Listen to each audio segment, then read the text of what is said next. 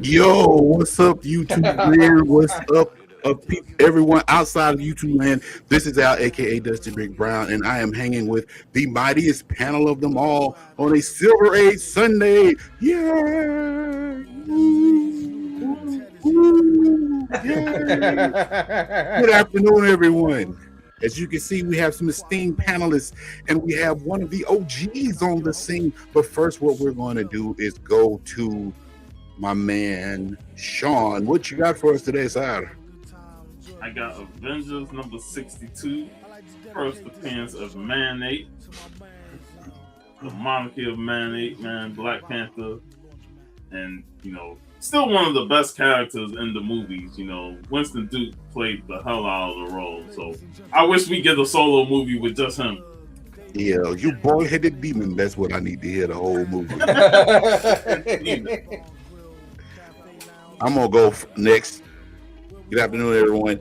Sean showed his the other week. I couldn't find it, so I finally found it. Flash Willie Jackson number 1, and then to satiate the Silver Age, I got X-Men number 14. First appearance of the Sentinels is in the house, and Jeff. Yep. So I got the House of Secrets 92, the first appearance of Swamp Thing. Yep. And then got the video, the short that got me 1.6 million views on my damn YouTube. Well, I don't know where all those people came from, but I appreciate it. Jeff, I'm gonna fill you on a secret, man. It was me.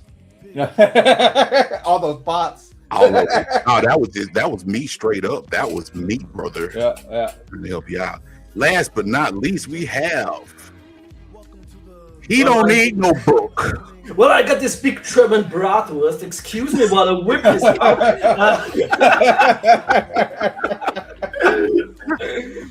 No, actually, I got some comics in the mail system, which should arrive next week. Maybe arrive, maybe don't. Who knows with the post these days? Understood, man. Well, it's good to have you along for the ride today. Varangian Vigilante is in the house. We're going to start at the top with the comments again. We got Sanimation in the building. Holy shashi. Now, this is old school. Happy Sunday, everyone. That's it. We got my boy Larry Crocker in the chat. Yo, what's going on, sir? Hope everything's going well at the job. We got John's Comics with Friends. Good morning, sir. Whenever you want to jump on, sir, you are welcome to. Yeah, with the X-Men, you know it, John. I always got to represent the X-Men in some form or fashion. Rob the Rican Comics. Yo, what's going on? Good afternoon. And we got Who Dat in the building. Good afternoon, everyone. Sorry out the family running errands. Bro, you got to do it, man. Just make sure you get some of that good bottled water while you out. Yep. That's an inside joke, y'all. Who Dat know what I'm talking about? So how's everyone doing this afternoon? Not bad. Doing good, man. Doing good. I'm excited, that we're doing this. This is the 4th episode, going strong. And, we're going to keep this going, every 2 weeks. And it's great to have VV back, man. I was telling him backstage, I was like, man, I missed the Friday movie talks, man. Yeah, when I find time, and it's 7 p.m. here, it's almost like bedtime, guys our age shouldn't stay up that late. Well, hey, bro, because of my job and having to travel a distance, I'll be in bed by 8 p.m. Yeah. No, I was like, man, I'm going to bed. It's prime time. What am I doing? I gotta get to sleep because I gotta be up early in the morning to take this long drive. I recently got into afternoon naps, and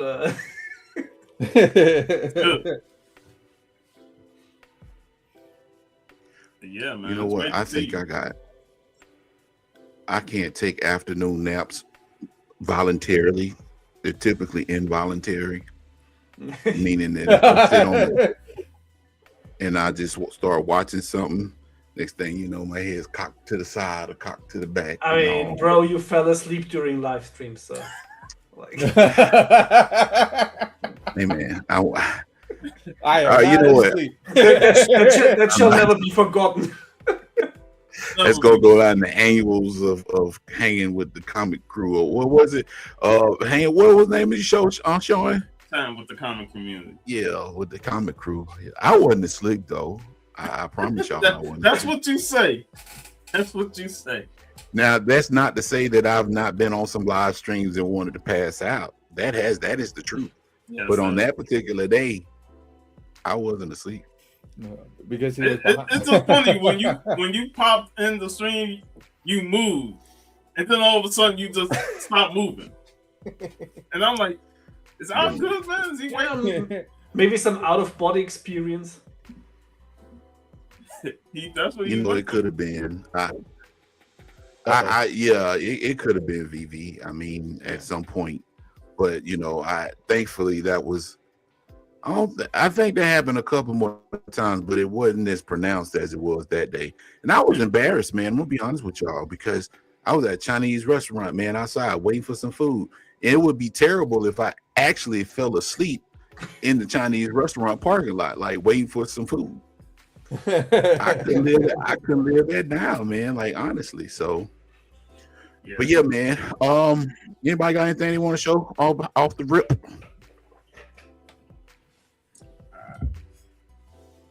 Not really. I think you really come prepared with shit. I got the new phone. Hey, let us see it, Jeff. What type of phone is it? The S26. Oh God. Okay. Yeah. So you can do some CIA shit with that, can't you? Pretty much. You've seen it already. You guys seen some of it already. Hey, man. The only reason I even needed one was because the last phone couldn't hold the charge anymore. So I'm like, well, I might want to go get one before that thing dies on me. Can't use it no more. I'm like this with cell phones, right? Like, I love technology, don't get me wrong, but I'm not the type of person to go out and buy a brand new phone every time they come out with a new version. Yeah. I have this. This is a Galaxy. Yeah. I want you to guess which Galaxy it is. You got a 26. Right. Mine was probably newer than mine. Is like, yeah, mine was 20. Mine was a 21 that almost died. So yeah, mine was 6 years ago. So I use a phone until it dies. Like, so, me too. Yeah. This is a 21. Yeah. And I was thinking it was older. Yeah. Hey, it would have been, man. I remember I had a Galaxy S4, man, and I'm like, VV, boy, that thing, man, I charged that thing, and it was like, every time I charged, it's like it was about to explode. Yeah, just recently changed from a smoke signal to a phone, Yeah. The only reason I even, like I said, you guys, same thing happened to you guys. Mine died finally, so I'm like, before it dies, and I need to get everything off of it, let me go get one before everything. I can't get nothing off of it. And the only thing I bought recently was like a new gaming PC, because I think this year is probably one of the last chances to get like a PC for an okay price. Luckily, I bought it before like the whole RAM thing is like started and everything went like crazily expensive. But let's just say the moment that communist China is at war with the US. Good luck finding something low price tech. Shout out to Chicago Salty, man. I did watch that video. I never replied to you on Instagram, but I did watch it when Pete uploaded it. So it's if you guys want, Pete's links are all on my on my channel on my Silver 8 Sunday one. I put Al's and yours, and I'll put VV's later. But yeah, everybody, So Pete's up to 4 subscribers, I think 4 to 5, something like that. Let's get him up to at least 100. He's supposed to interview me, but we're trying to figure out the date. Okay. Hopefully I can do it on the 9th of May. But hopefully we can get it done. Because Pete's an awesome guy, man. I would love to. Yeah. Did they change the StreamYard logo? Yeah. I haven't been on like in a very long time. Yeah. A long time. They changed it 4 times now.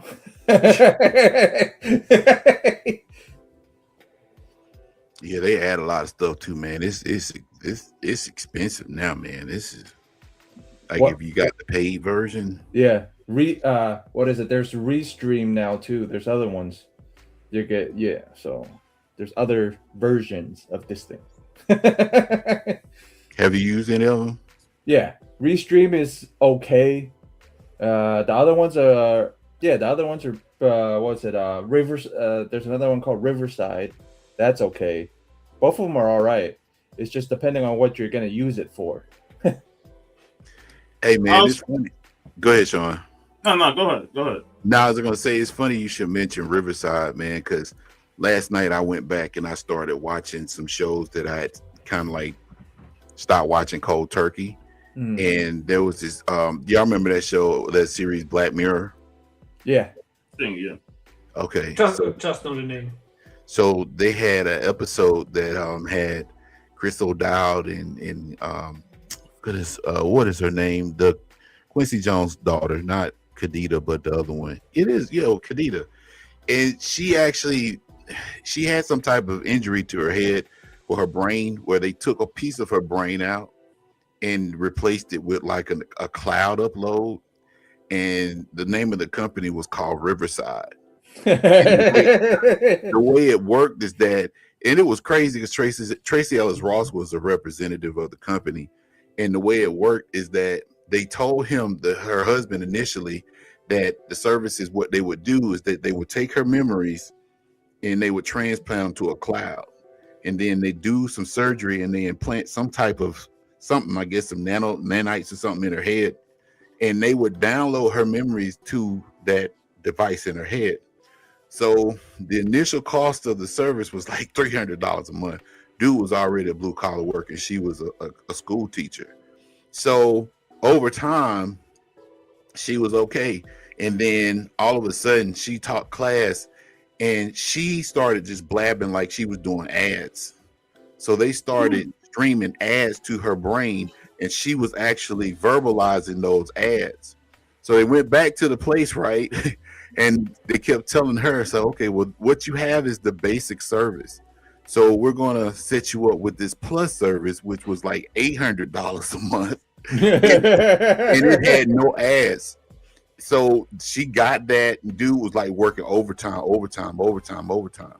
And then they got ready to head out of town for like on their anniversary. And when they got to the city limits, she just passed out. So he didn't know what the heck was going on. So he turns around. As soon as he turns around to go back into the city limits, she just comes back online. So they go back to the place and say, well, what happened? And it's like, oh, we haven't rolled it nationwide yet. It's only currently in your city and your county. So for an extra $1,000 a month, you get nationwide coverage. Oh my God, man, it was insane. I'm sorry, I just went on G-Man's a squirrel. I thought that sums up everything that's going on with these services, man. Yeah. Like I said, it's like it would be very fun if it wouldn't be very realistic. Yeah.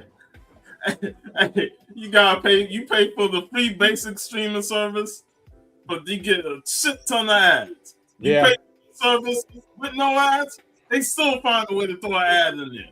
That's the same thing with the editing programs that have you use. It's like, oh, if you don't go to the pro, you get a bunch of ads when you're starting the editing. You're like, what the hell? Why is there ads during me editing? It's like, I swear, like it's still we're like at the time and place that when I want to watch something with the least ads possible, I'm just gonna go to porn portal. That's the next thing. It's like that the comic book community moves to Pornhub or something. X-Hamster. That's where everybody is, Lord. man. Yeah, X-Hamster. Hey, it'd be like the Chappelle show when he went to the internet.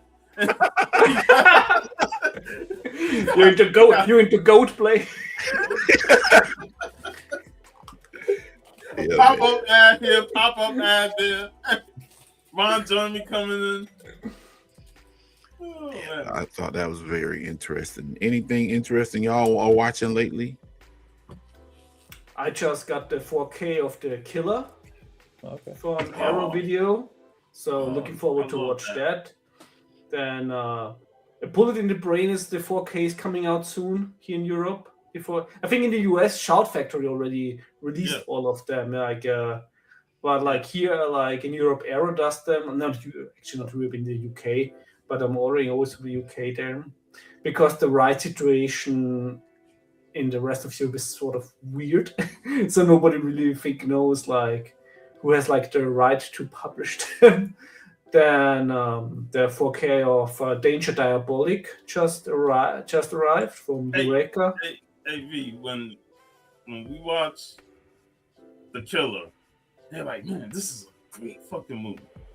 Then we watch Bullet in the Head. I'm like, damn, now it's hard to figure out which one I like the most because both movies were great already, and it's like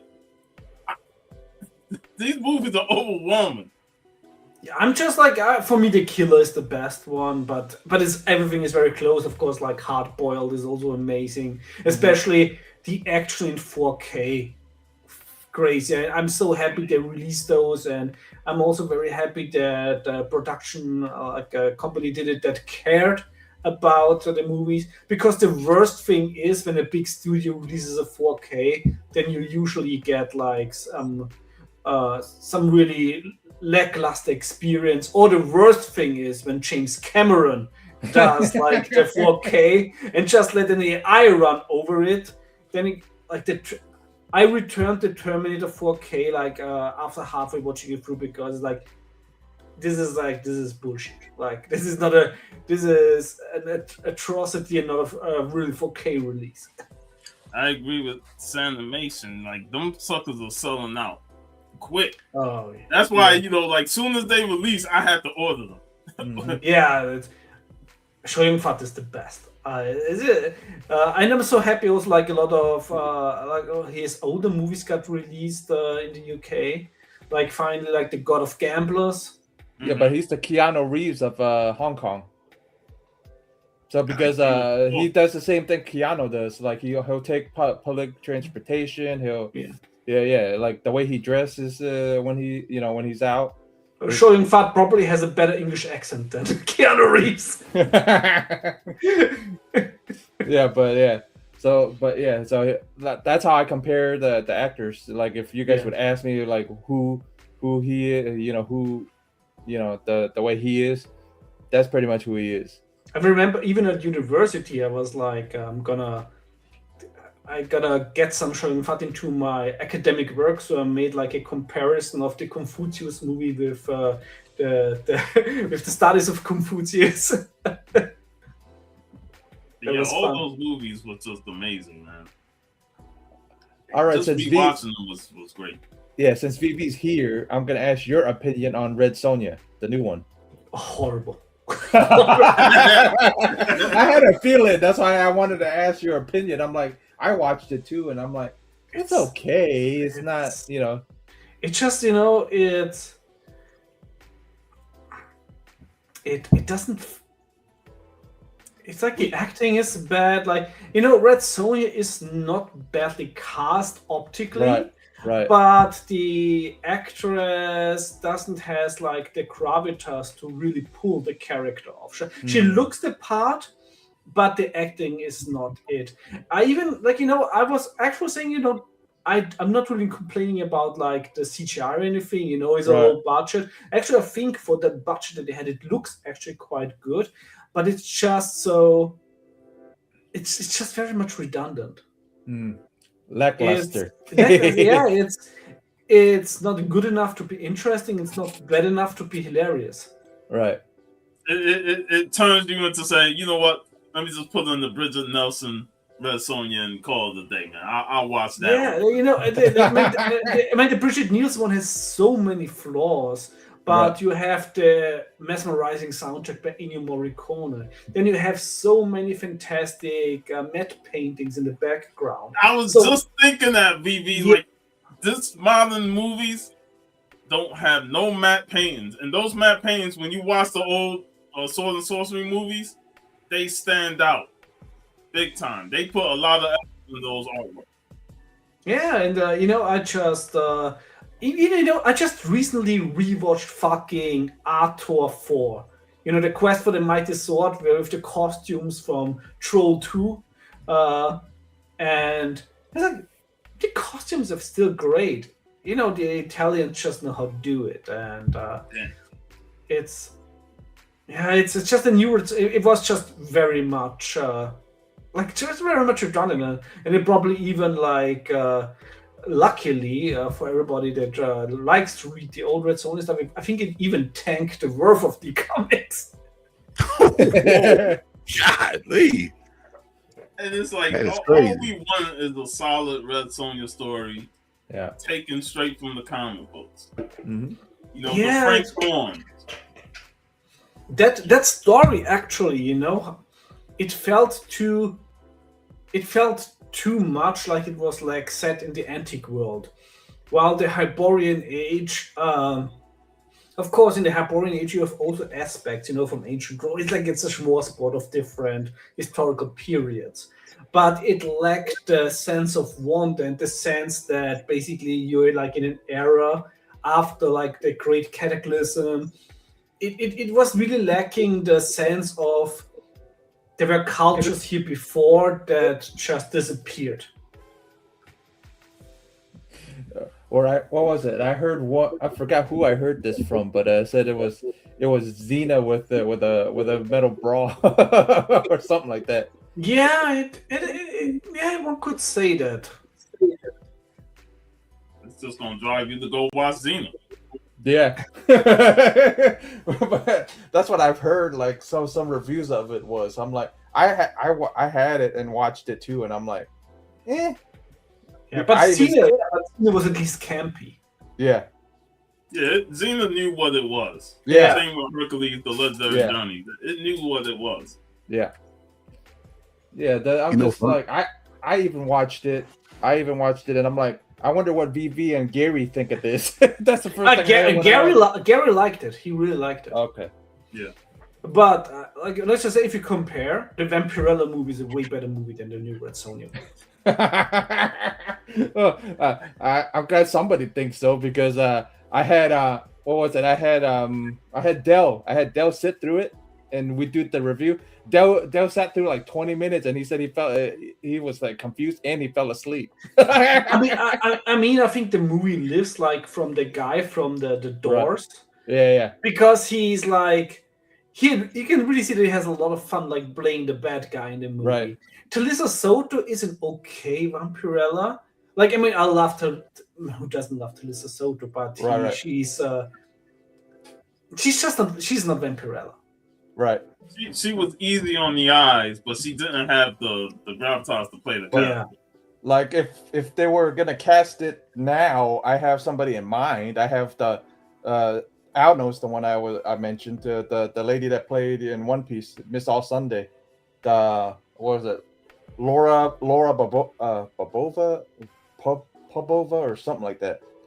I don't know any new actresses like. Yeah, but she when I saw her, I'm like, oh well, I mean, Al knows the scene too in One Piece. Oh yeah, I know. Yeah. Man, Chelsea got something against She-Ra, man. What do you think of the He-Man? The He-Man trailer. I didn't like the trailer at all. I think that if you're a fan of the cartoon of He-Man, you might gonna like it. But if you're a fan of the mini comics of He-Man, like I was when I grew up, it's way too bright. Also the mini comics, the mini comics had a more matte tone, and they're more like savage, and it's too funny. Like, I want the Alfredo Alcala version of Masters of the Universe.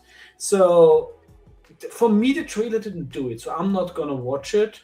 But everybody who's gonna enjoy it, like, have fun watching it. And I really think if you're like primarily a fan of the old cartoon, you might really enjoy it. But if you're a fan of the more I wouldn't say adult orientated, but the more adult looking original mini comics, then it's not it. Well, see, the thing was for me, like, soon as I saw the settings and it's in New York City or something like that, I was like, nah, I'm not interested in this because I'm like, I want to keep it in Eternia. Right. Keep it there. That's the whole point of the cartoon and stuff like that. It was all located in Eternia. So I don't think even there's like I don't even think there's like an excuse for the budget, because of course like the Dolph Lundgren Masters of the Universe had to do it because of the budget, because there was no way they could afford like all the fantastic sets. But I do have to say still that every time I'm rewatching like the Dolph Lundgren Masters, I like it more and more. Yeah, I agree. What's up, Remo? Hey, what's going on, Remo? Great seeing you, man. But yeah, that was it for me. Like, I saw that trailer, and I'm like, man, y'all trying to drive me to go watch the Dolph Lundgren movie, Like, this when I saw it, that's the first thing I thought of was, are we repeating Dolph? Because he's in modern, he's in modern day. I'm like, yeah, in the office. Is this gonna be the Office movie? Just with Masters of the Universe? Yeah. I'm like, what the? Yeah. Yeah, I'm just like, the new filmmaking is not for me. Yeah. It's like the aesthetic choices and how people act mostly today, the screenwriting. Like I always say, it's like the moment there's no more cocaine in Hollywood. It's just like something is missing in the screenwriting. It sure is missing, man. The creativity is not there. Yeah. I mean, Sean and I, like, we're both fans of the original Super Mario Brothers movie, and like, I'm pretty sure there was a shitload of snow in summer, helping creating that movie. It was entertaining. And it's just like it's still a fantastic cyberpunk world that they had in there.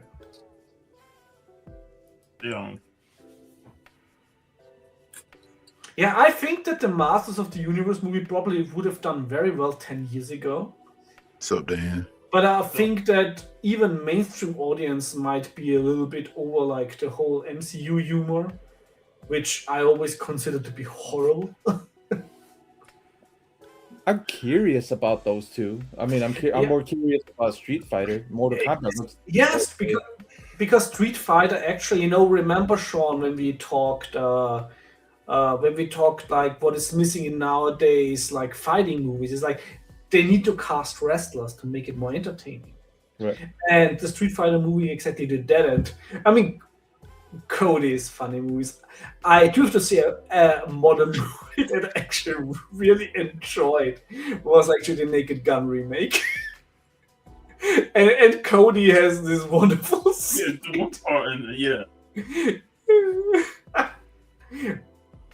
I'll hold my reservations on the Street Fighter movie until I see it. I'm not going in with super high expectations.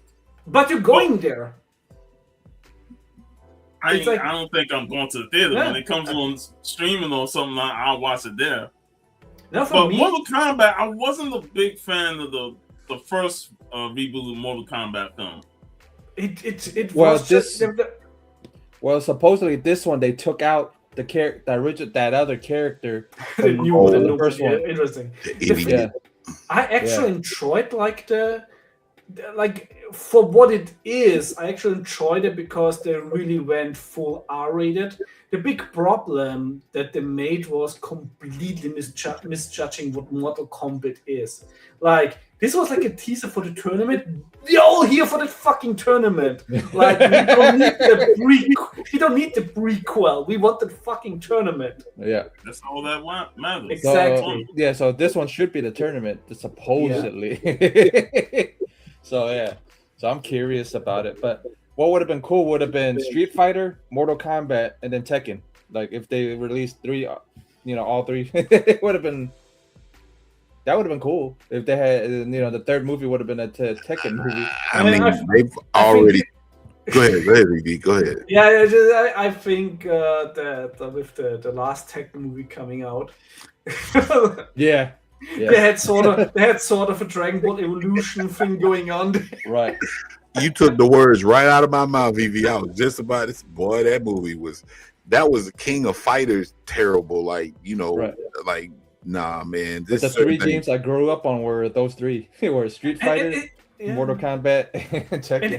it's like always so funny where it's like, you know, you don't have to reinvent the fucking wheel. Nope. Like Bloodsport is the blueprint of a tournament movie.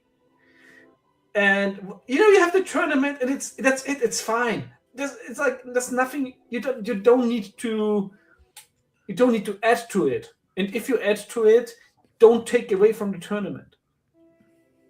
I mean, to add what Vivi just said, I mean, Mortal Kombat is a direct ripoff of a Bloodsport because the game was actually centered around Jean-Claude Van Damme as the main character of the game. Yeah, so you already got something to work with, but you know, it is what it is. But I don't know, man. I've been talking to people about the Street Fighter movie. I don't understand how people like, and I don't know, man. It's like, bro, it's based off a video game for people. It's got a green dude that's half man, half beast. Right. You got dudes that throw fire out of their hands. You got one dude that can stretch like from here to McDonald's down the street from my place. Right. You know what I'm saying? You got a big Russian dude that jumps up in the air like 30 feet and spins people around and drops them on the head. Like it is what it is. I'm happy that it wasn't the Street Fighter from '94, even though I have an affinity for that movie. Right. It's, you know, which of course is saved by M. Bison. Yeah. Right, or exactly. Like, Raul Julia. Yeah, you're right. Raul Julia. And then Bison is played by Bison is played by from the movie we talked. Yeah, that's both. Remember we talked Late Night with the Devil? Oh, that's such a fantastic movie. And you know, he's in One Piece. Yeah. Oh yeah, as Mr. 3. As Mr. 3. He does a great job. He's also one of these actors, you know, when he plays like a small part, he adds to the movie. Yeah. Those are the and he's a great comic book writer. Yeah. Same thing. Like I wrote you. Yeah. You're not the only one. You did, and a couple other guys did. Like the Smochin. I go, oh yeah, I read some of his stuff. Yeah, he would. He would do like the Count Grody comics are fantastic reads. And then we were joking around, and then I go, I probably can do one.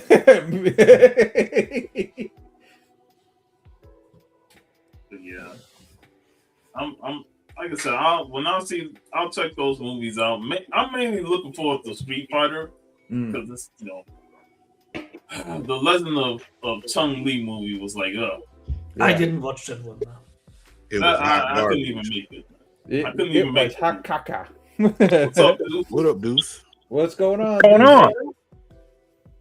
How's it going, man? Good. What's happening? You guys doing all right? Yeah. Good, man. Can't complain. How about yourself? Oh, I'm good. Just plotting and scheming towards Heroes Con, you know.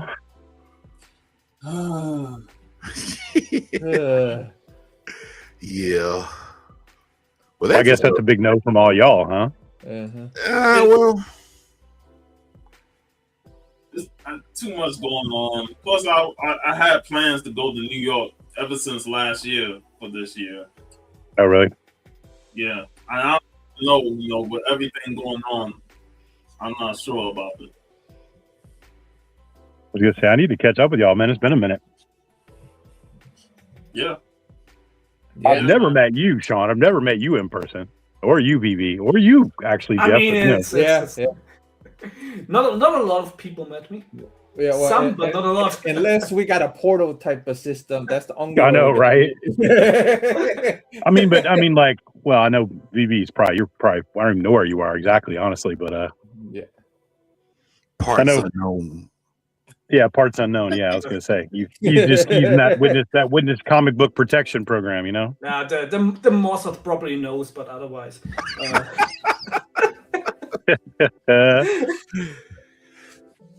Way other side. Yeah, way. Kind of figured.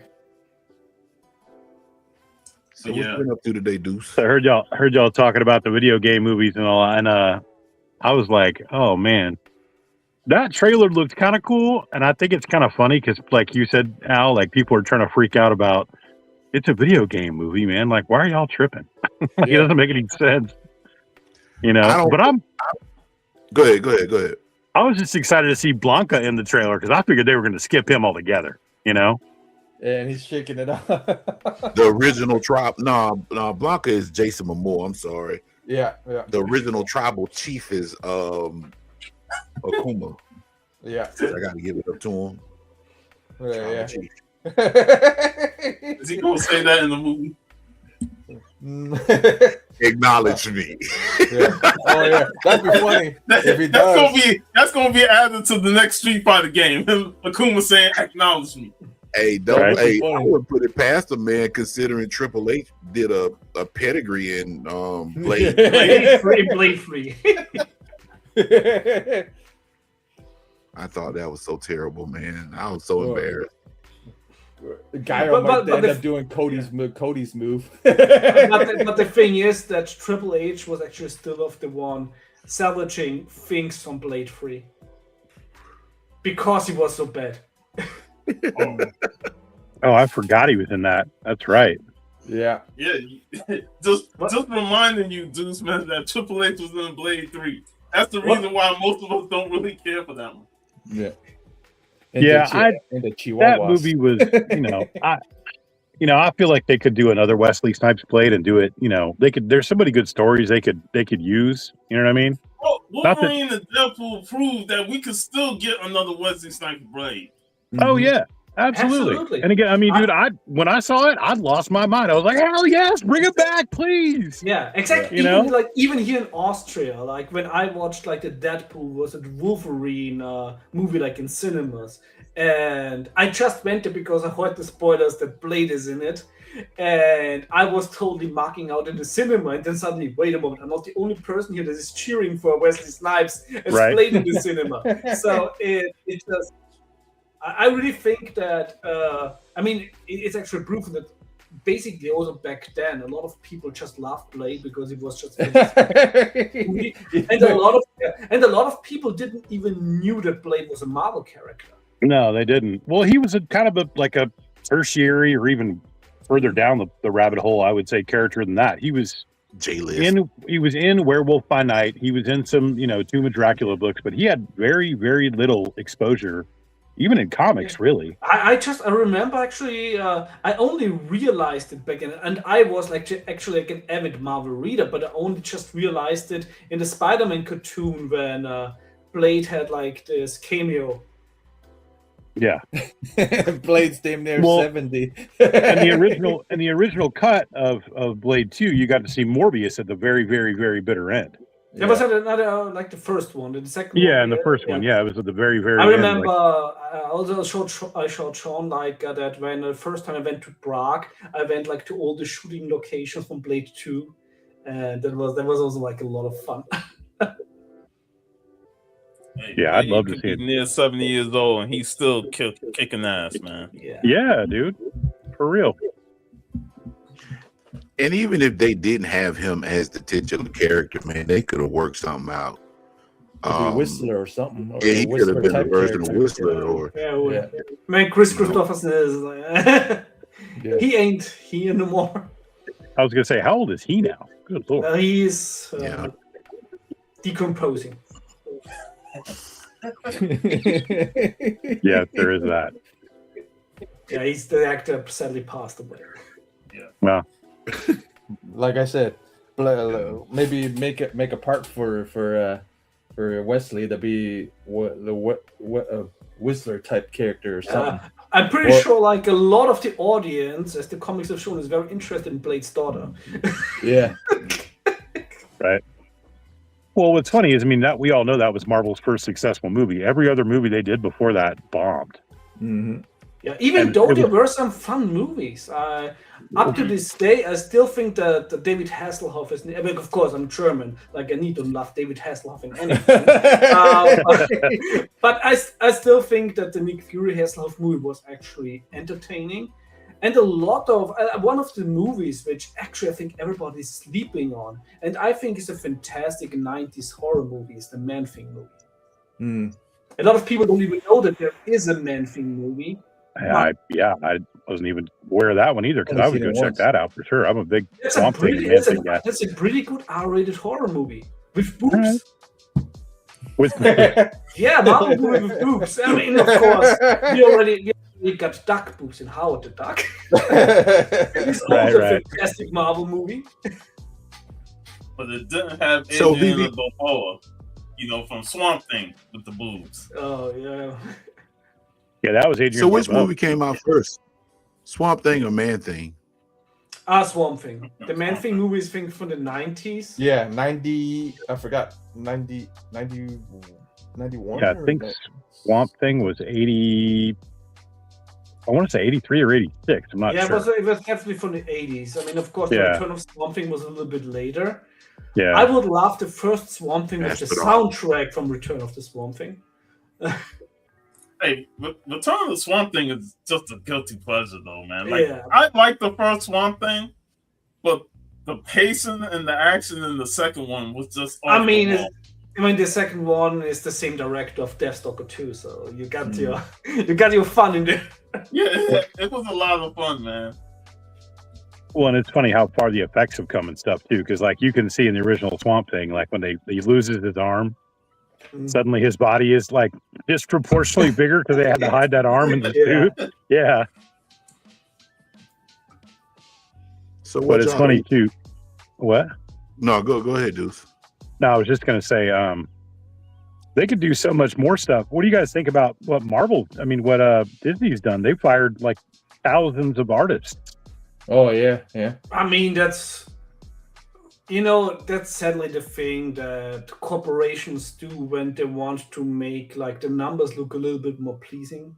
Sadly, and this is not just a Disney thing. This is sadly very much like a capitalist solution to every problem. Is we're at a point where the only way for a company to make the numbers look better is to fire people, because everything else is already so basically reduced that they can't cut anything off except for people, sadly. Yeah, I just don't. It happened to a bunch of wrestlers. It's there's always that especially when some projects are over and they wanna just they call it so very delightfully, when they want to cut off redundancies. So redundancies sound so much more business-like than firing people. Yeah, there's that. Yeah, it's non-renewal of contract. Yes, so I don't think it's. Yeah.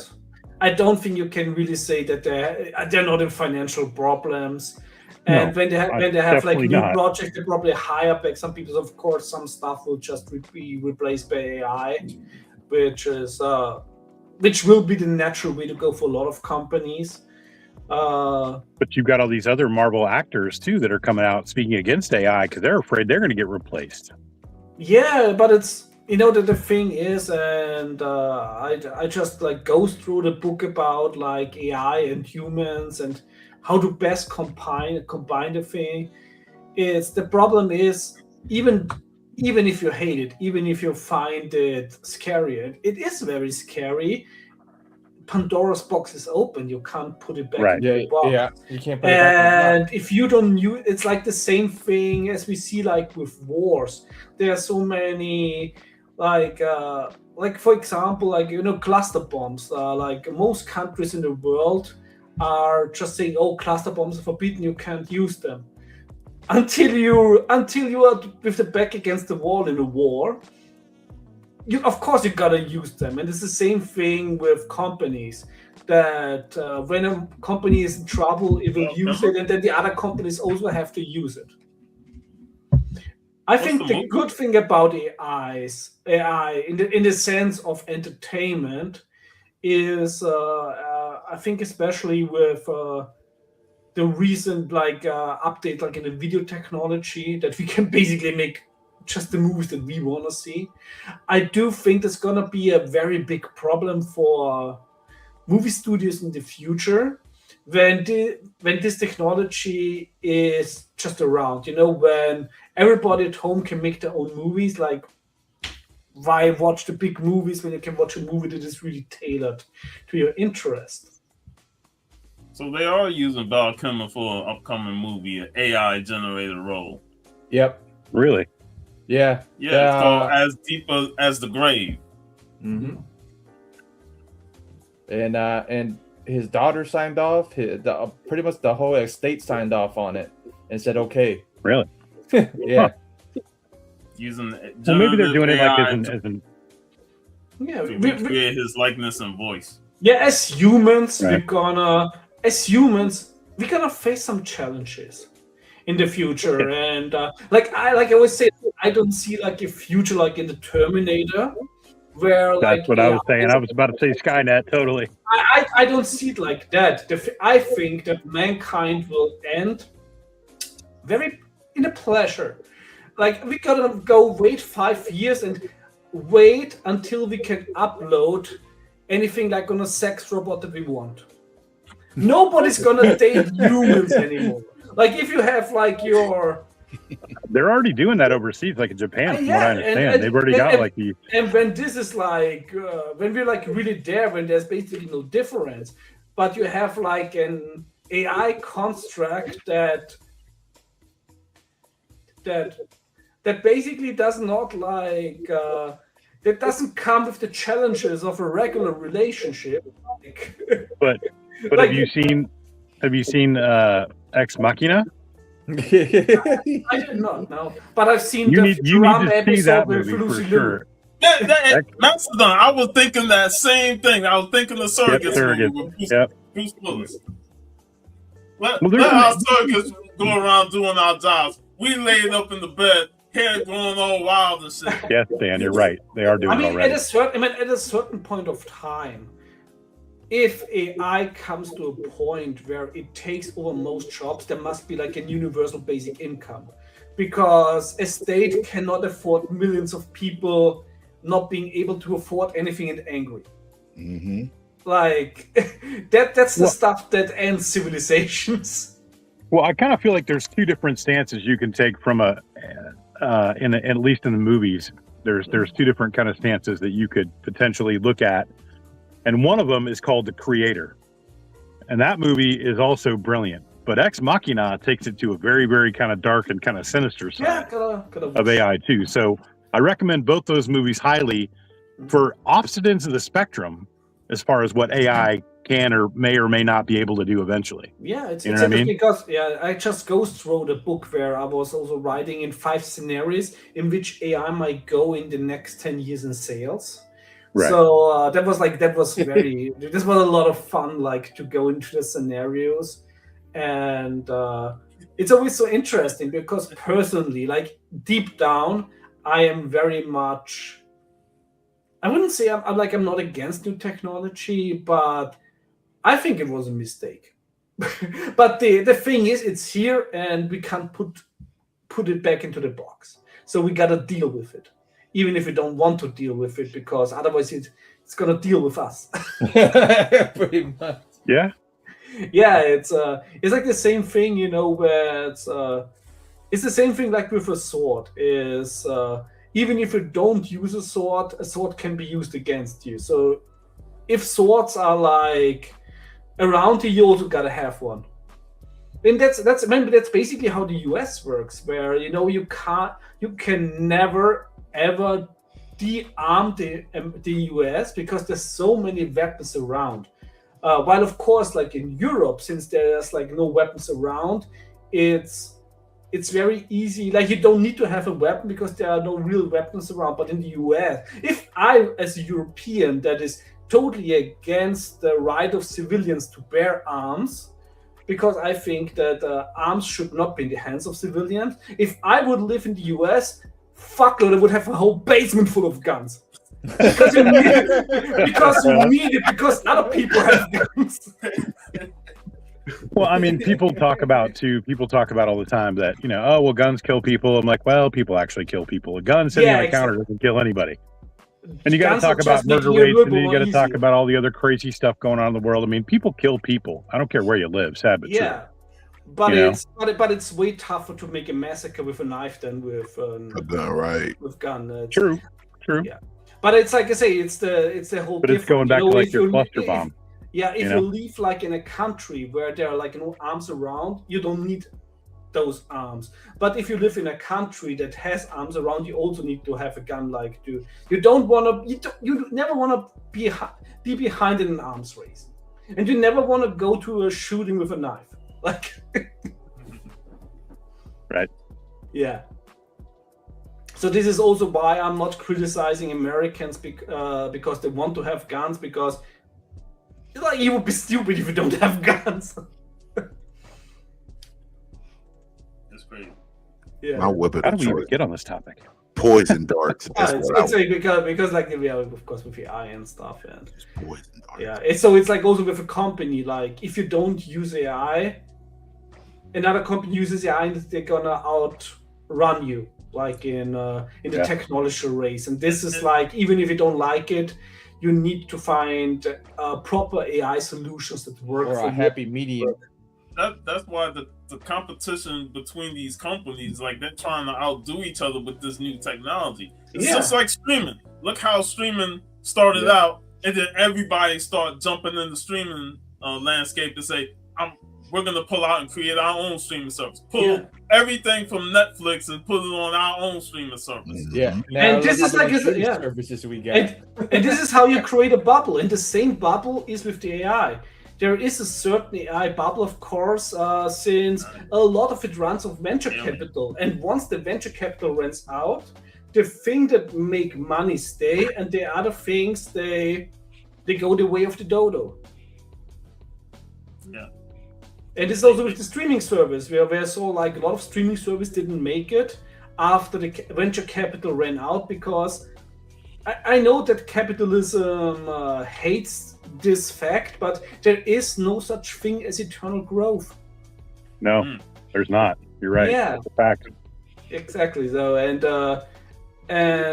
there are plateaus all along. Every single solitary company that's ever been has always hit plateaus at some point, and then falls, and then usually rises again.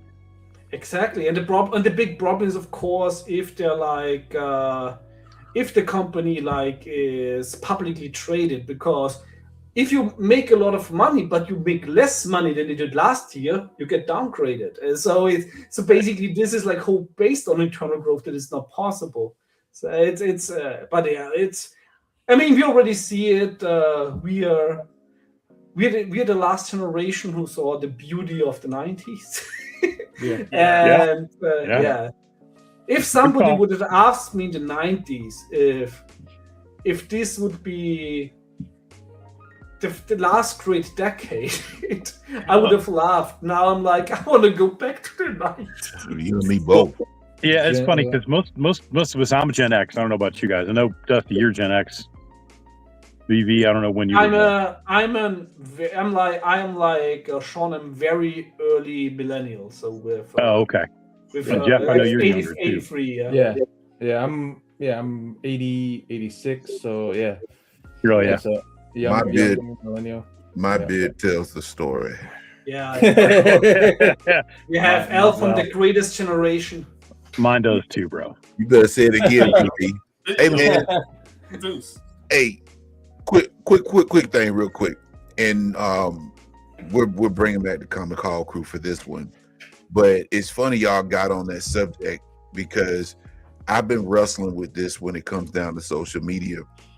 I don't know if it's a trend, or I don't know if it's just, I don't really know what it is, but it's amazing to me now how I see a lot of quote unquote content creators on social media that's actually taking things from the 80s and 90s and trying to contort it as if it's something completely brand new.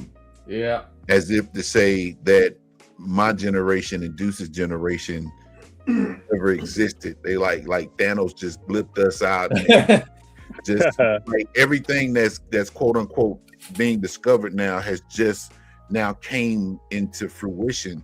And that I'm sorry. It rubs me the wrong way because it's as if there's revisionist history when it comes down to pop culture, and I don't like it. You know, it could arguably be argued that my generation from the early 80s up through the 90s, mid 90s, anything that's considered posh now, it came out during our generation.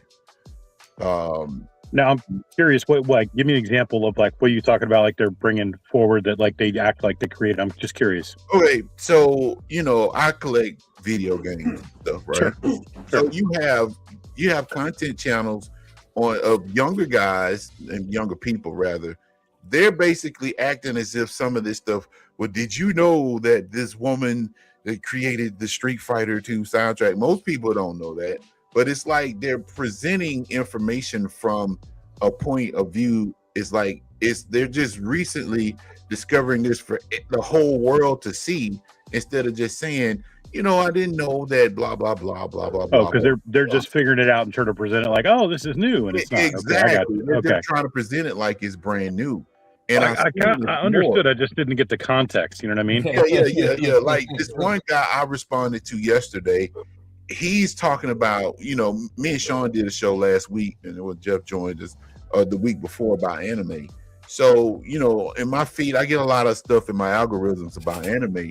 And this one guy is basically saying that anime, the boom for anime in terms of mainstream popularity in America came around in the early 2000s. And I'm like, hold up, bro. No. That's not true. No. Like, that is not true, because 80s and 90s showed a lot of shows that came from Japan over here. And yeah, it came in slow, but it did come through in a point to where it started being mainstream. So by the late 80s, early 90s, we started seeing Dragon Ball Z, we started seeing Pokemon, we started seeing Ronin Warriors, we started seeing all these shows. And all that. Right. But now all of a sudden, it's like, because anime is so popular now, especially over here in the West, it's like they're just saying this didn't occur. I mean, I've done research on anime because I like anime. Anime actually has his roots back in the 19th century. That's how far it goes as far as manga goes. Yeah, it's the 19th century. Well, manga, I would say, yeah, I get that. And in anime, it started in the 50s, of course, in Japan. But me being, Mum Ra the ever living, but I look better than him. It got started like I watched anime in the 70s. Speed Racer. A lot of people don't realize that's an anime. Yeah. Me and Sean talk about Battle of the Planets all the time, even though it was god awful. It was an anime from the 70s based on Science Ninja Team Gachama. So it's like it was a niche thing back then, because I didn't know it was anime back then because I was a kid. We just thought it was cartoons. Yeah, I just thought it was cartoons. Yeah. But once you get older to a point to where you start seeing things and understanding, well, this came from here, this came from here, it's like you take out the whole history of it being. It was a growth that occurred, and the bubble, so to speak, quote unquote, it popped like I said, the mid to late 90s. But for some reason, and it's not just anime, it's like video games and all this kind of stuff. It's like, what is it that you all? Yeah, I get it. It's something new. It's something to be rediscovered. It's because, of course, anything that you don't know or see for the first time is new to you. Yeah. But why is it that it's so much emphasis on alienating the whole generation because you're trying to make it seem like it started with you? I guess it is clickbait. I don't think a lot of them mean it actually like in a bad way. The thing is that your generation, also our generation too, like we grew up, we did research in libraries, so we developed like a skill set to do like a proper research, while the new generation, even though they have like all the tools available of doing research, they lack the proper skill set of doing like a thorough research, and also to false proofing or they're like false proofing like what they get as a result.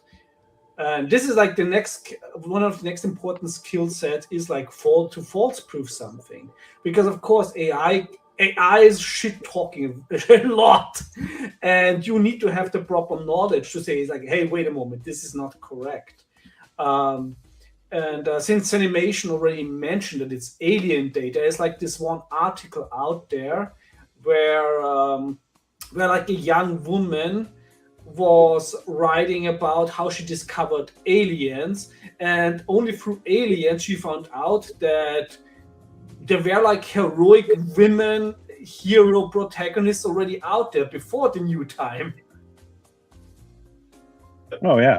Well, I mean, Yeah. it also depends on where you're from. Yeah, so I would not fault like young content creators so much. I would rather fault like the system that taught him. that is basically that failed them in giving them like the proper skill set for like thorough research.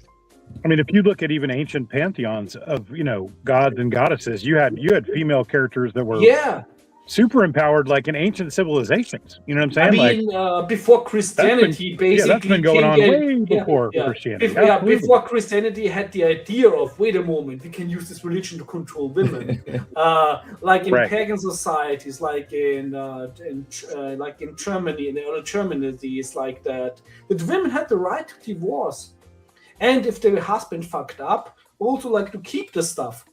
So this was like I say, it's that's also where you have like a lot of proper goddesses, like in pagan culture.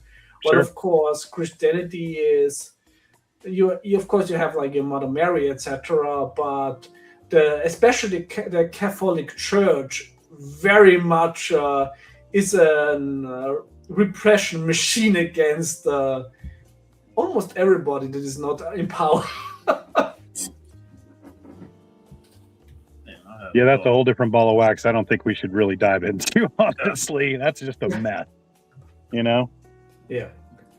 But you know big hot mess all the time.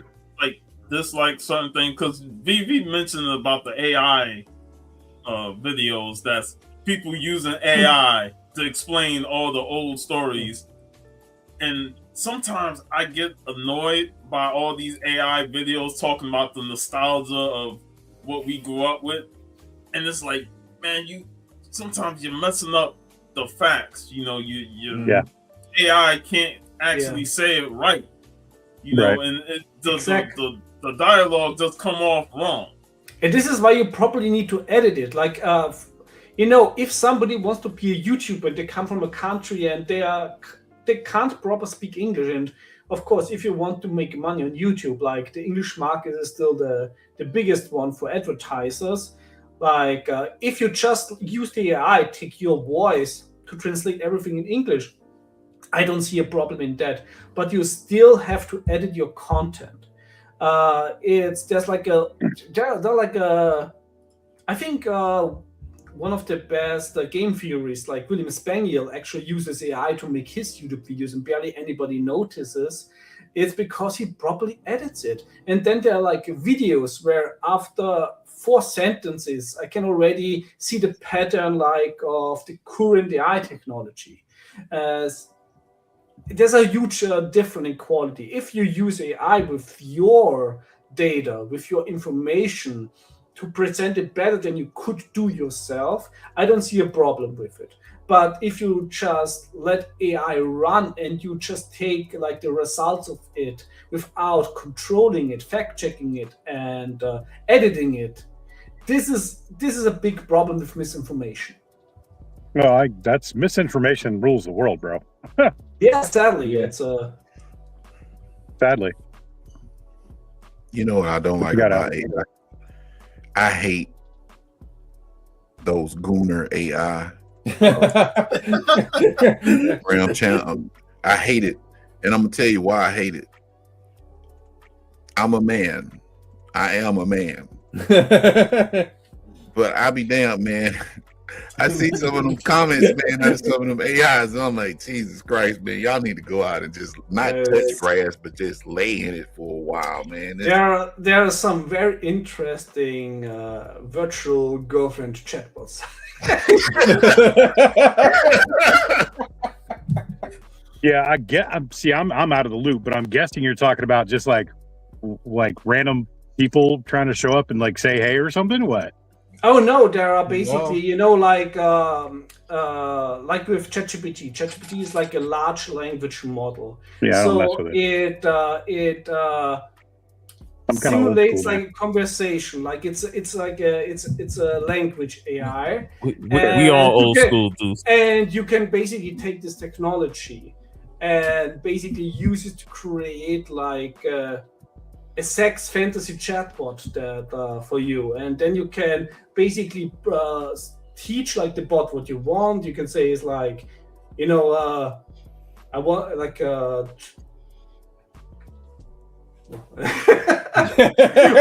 to say? Like, you can take that a billion different directions. Yeah, a billion different directions. Go there, like, but okay. You can say is like, yeah, you get the point. I get it. So you can basically make like your private like own dominatrix and but this like chat basis. Certain things with AI, I saw this video and it was interesting. Lex Luthor versus David Xanatos from the Gargoyles universe.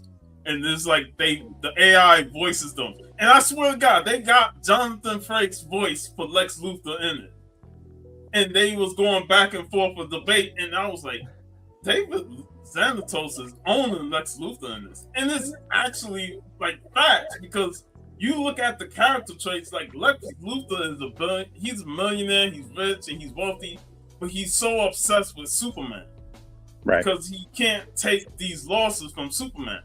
Whereas David Xanatos, like, yeah, he had battles against the Gargoyles, but if he lost, it's no problem. I got 4 or 5 other plans that actually won. So at the end of the day, I'm victorious, even if I lost a battle against the Gargoyles. So I'm not losing anything. I think the biggest problem with AI chatbot is they're large language models. They are not designed to be an encyclopedia. They are not designed to make choices. They are just designed to make assumption which letter is the most probably to come after the next letter, and that they can be used to get some sort of information is a byproduct, but it's not what they were designed to do, and hence they are flawed because they're not designed to give the proper information. Like I'm pretty sure it's going to get better in the future, etc. But I don't think that you can probably use an AI and say, okay, now we can have like the objective decision of which character wins against which character. It's impossible because the AI in order to do that gets the same sources that we get, and all of these sources are very subjective. So it's not designed to give like an objective viewpoint. Like the data is very much biased. Well, I kind of feel like exactly. It's all kind of subjective, right? Like it all kind of depends on. I mean, there are so many factors that go into even just the word danger. Like it's partially environmental, it's partially emotional, it's partially there's lots of different things that go into that. You know what I mean? Yeah. So I don't feel like. I mean, unless you threatened AI, and there have been people that have been threatened like to shut them down. Mm-hmm. And AI has been proven to even lie in real-time situations in order to protect itself and not get shut down. Yeah, it's lazy in a way that if you don't use like a deep search, I think it's making us lazy as well. Yeah, that's true. That's a big problem, and basically sometimes I feel it's like a skinwalker. Yeah, I mean, I can see that. I mean, because like, okay, let me put it to you this way. It's kind of like the movie Idiocracy too, to a point, right?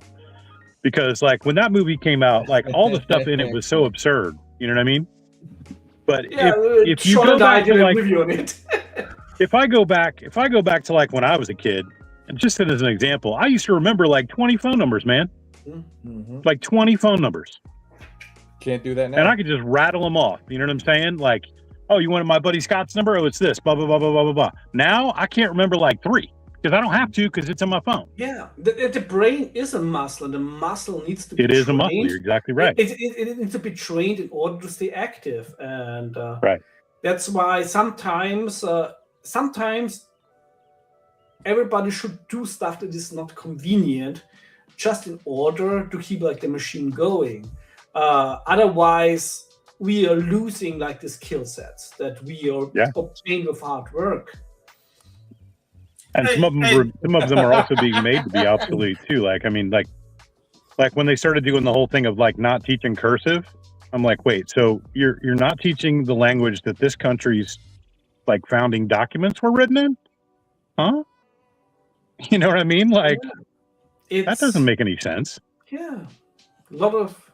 And the next thing, like we're already going. I mean, of course, it's like a very. It's not a very revolutionary thing to take Orwell's 1984 as a warning nowadays. But like the newspeak part of it is sadly. I see it like in schools and universities, you know, that the quality is dropped more and more and more. So it's not like, oh, we have to teach people better in order to have like. Do you feel like that's intentional? It's intent. I don't think it's evil intentional. I don't think it's like we have to make the people stupid so we can rule them better. Yeah, the problem is more that if not enough pupils pass our test, we're gonna lose funding. So we have to make like the answers easier in order to keep being funded. That's like one of these things is when a lot of people see some conspiracy theories that our politicians are like evil masterminds. It's like, look at them. Do you really think anybody of them is a mastermind? It's like I don't see any politician in Europe or any politician in the US sitting like in a secret society of evil geniuses. No, what I always say is like the first thing when something comes to mind is like never rule out stupidity and laziness. Well, you're not right about that. You're absolutely right about that. Yeah. Remember in Idiocracy when he took that test? Oh yeah. The most basic test ever, and they said he was the smartest man ever. Yeah. You know what makes me feel? Well, I mean, what makes me feel old? Y'all talking about all this stuff is that I remember the Dewey Decimal System. Oh man, I remember that too. Like when you went into a library and you had to go in the bibliography cards and all that kind of stuff. Like, I think that level of intellect is gone. Yeah, it's like we're like. Remember Encyclopedia Britannica? Like you didn't know something, and you asked your parents. They go, I don't know. Go look in the encyclopedia. Yeah, I remember like discussing with Turing. It's like, that's not gonna go anywhere. I used to read like we had a whole set of the encyclopedias growing up. Yeah, I read every single one of them from A to Z, and it was fascinating at the time because. Right. You know, you're getting all this information and all this knowledge of what you're researching and stuff. I would just pick out the one and it showed space. And I was huge into reading about space and all the planets and the stars and stuff like that. I was huge into reading all that. And I didn't need to go online because I had the encyclopedias. Now, It depends on, like, some of those encyclopedias have aged much, so they're not, like, very resourceful, but for me, growing up as a kid, those were important. Those encyclopedias and have that information in there. So I read all of that. Yeah. I saw a funny meme. It just was okay. It's like once you have read the dictionary, every other book is just a remix. That is funny. That is funny. But then they're making like new entries in the encyclopedia too, like all these weird, like strange, like words. They're like, you know, they're putting slang in there now, and it's like, wait, what? You know? Yeah, they don't feel authentic. No, well, you know, there's certain words in our lexicons that are no longer being used, and some of our actual vocabulary is becoming extinct because the words are just not being used in any kind of regular frame of consciousness or conversation, which is kind of wild if you think about it. I mean, you only have to look at covers from old Archie comics and see how language has changed. Hey, man, I'll go back to using Leave It to Beaver language, man. Gee Willikers. I'm going to give you a good lick. I still think my favorite thing was, gee, don't you think, Ward, don't you think you were a little hard on the beaver last night? That will forever be one of my favorite quotes.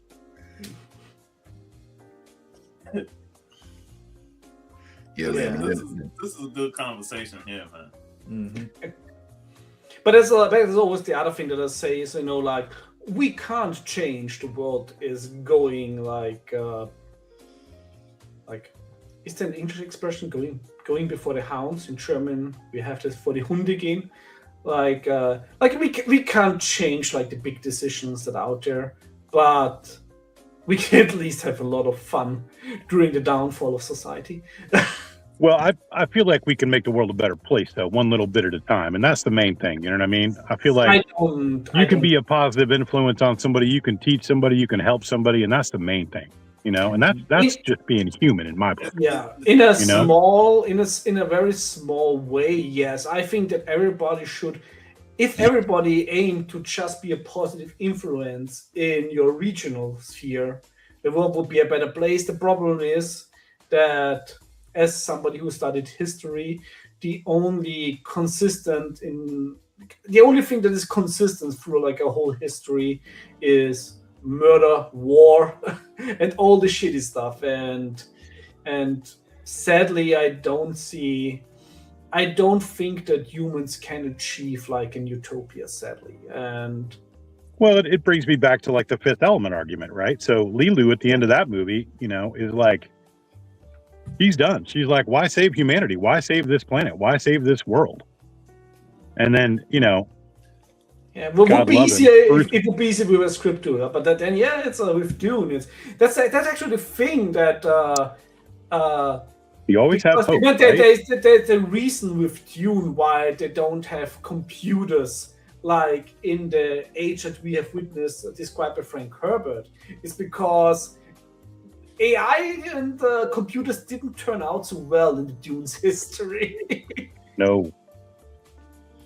What's up? Well, and I saw something recently too I found very, very interesting. I was like, okay, so with all the movies and all the different stuff that we've seen in our generations, like it's come to a point where I feel like they're telling us, okay, they're showing us a past, they're showing us the present, and they're also kind of showing us a potential future, right?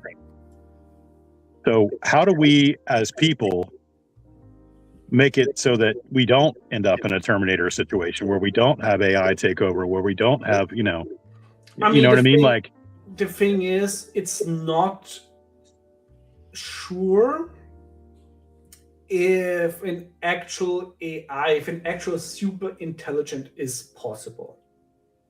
If it's possible, we're probably going to see it in the next 5 to 10 years. But do we want that? I mean, is that even a thing that is a good thing? No, you know what I mean? That's the thing, is that whether or not and this is something, sadly, that I think is one of the truest parts of the whole Terminator franchise, is that Judgment Day it's inevitable. Judgment Day is like, you can't avoid it. You can only postpone it every time. And the sad thing is that if we, as humans, if something is achievable, even, it doesn't matter if it's good or bad, somebody's going for it. Yeah. And this is like the reason why we are where we are, why we are like the supreme species on Earth, is because we never ever let anything be a boundary in the worst and in the best ways possible. And if intelligence and AI super intelligence can be achieved, it's gotta be achieved. It will be achieved. Doesn't matter if it's good to do it, if it's not good to do it. That's the sad thing. It's like the same with nuclear weapons. Yeah, I feel like it's a slippery slope no matter what you do, honestly. Yeah, it's like if it can be done, it will be done. The next big question will be what I can see, which would be which I think is very unlikely, but I think would be a possibility if it's theoretically achieved, but nobody presses the on button. Like, this could be something. This has been shown to be done in the past. And you know what's funny? Remember, me and you, we talked about this. History has a way of repeating itself. Without a remixing itself. Repeating or remixing. Yeah. Either way, something's gonna come around. And you know, we've read stories, you know, about certain things. We read a lot of comics, we read a lot of short stories and even movies. Like, movies show like all this tyranny and corporations and how they do things to push people down and keep themselves afloat. You know what movie I recently rewatched that we talked about? Soylent Green. Oh yeah. Oh yeah, that's great. We talked about it, yeah. Classic and how they keep the poor people at the bottom and the elites at the top. And we've seen this throughout a lot of media. You know, even in a show like Spider-Man Unlimited, where the high evolutionary and his ilk was on the top, and then all the humans and stuff, they were at the bottom. There's always that the upper class of the rich and the bottom class of the poor. That's been told throughout the history of time, you know, and it seems like it keeps getting more and more prevalent as the decades go through. And now you're seeing these corporations buying things up and taking things away from the middle class, and they just saying, "Yeah, if you want this house, you gotta go through us to get it." Yeah, and it's like it's getting more and more prevalent to what's going on today. And they're trying to stop a lot of that now. They've actually passed some stuff, hopefully that'll stop these corporations from pricing people out of homes. I mean, if you go back and look at the statistics from back in like the 70s, if your dad worked and your mom stayed at home, and he made enough money to take care of the house, the car, the food, the electricity, like, you only needed one income. And a house was affordable because it was like, I can't remember the statistics, but it was like, but everything has gotten so priced out of market, and partially because of what you just said, these corporations buying homes and pricing people out of the market. But I mean, like, it's like, to own a home in this day and age, like, if you're trying to go out and buy a house, it's going to cost you probably, I don't know, I'm ballparking it here, probably 32 times what you should pay for it. Yeah. At a certain point, the system will break because it's not sustainable. Right. Yep. But at the same time, you've got so many other people. And again, I heard somebody else talk about it the other day. You know, if you own your home, well, do you really own it? Because if you don't pay the property tax, they're going to take it away from you anyway.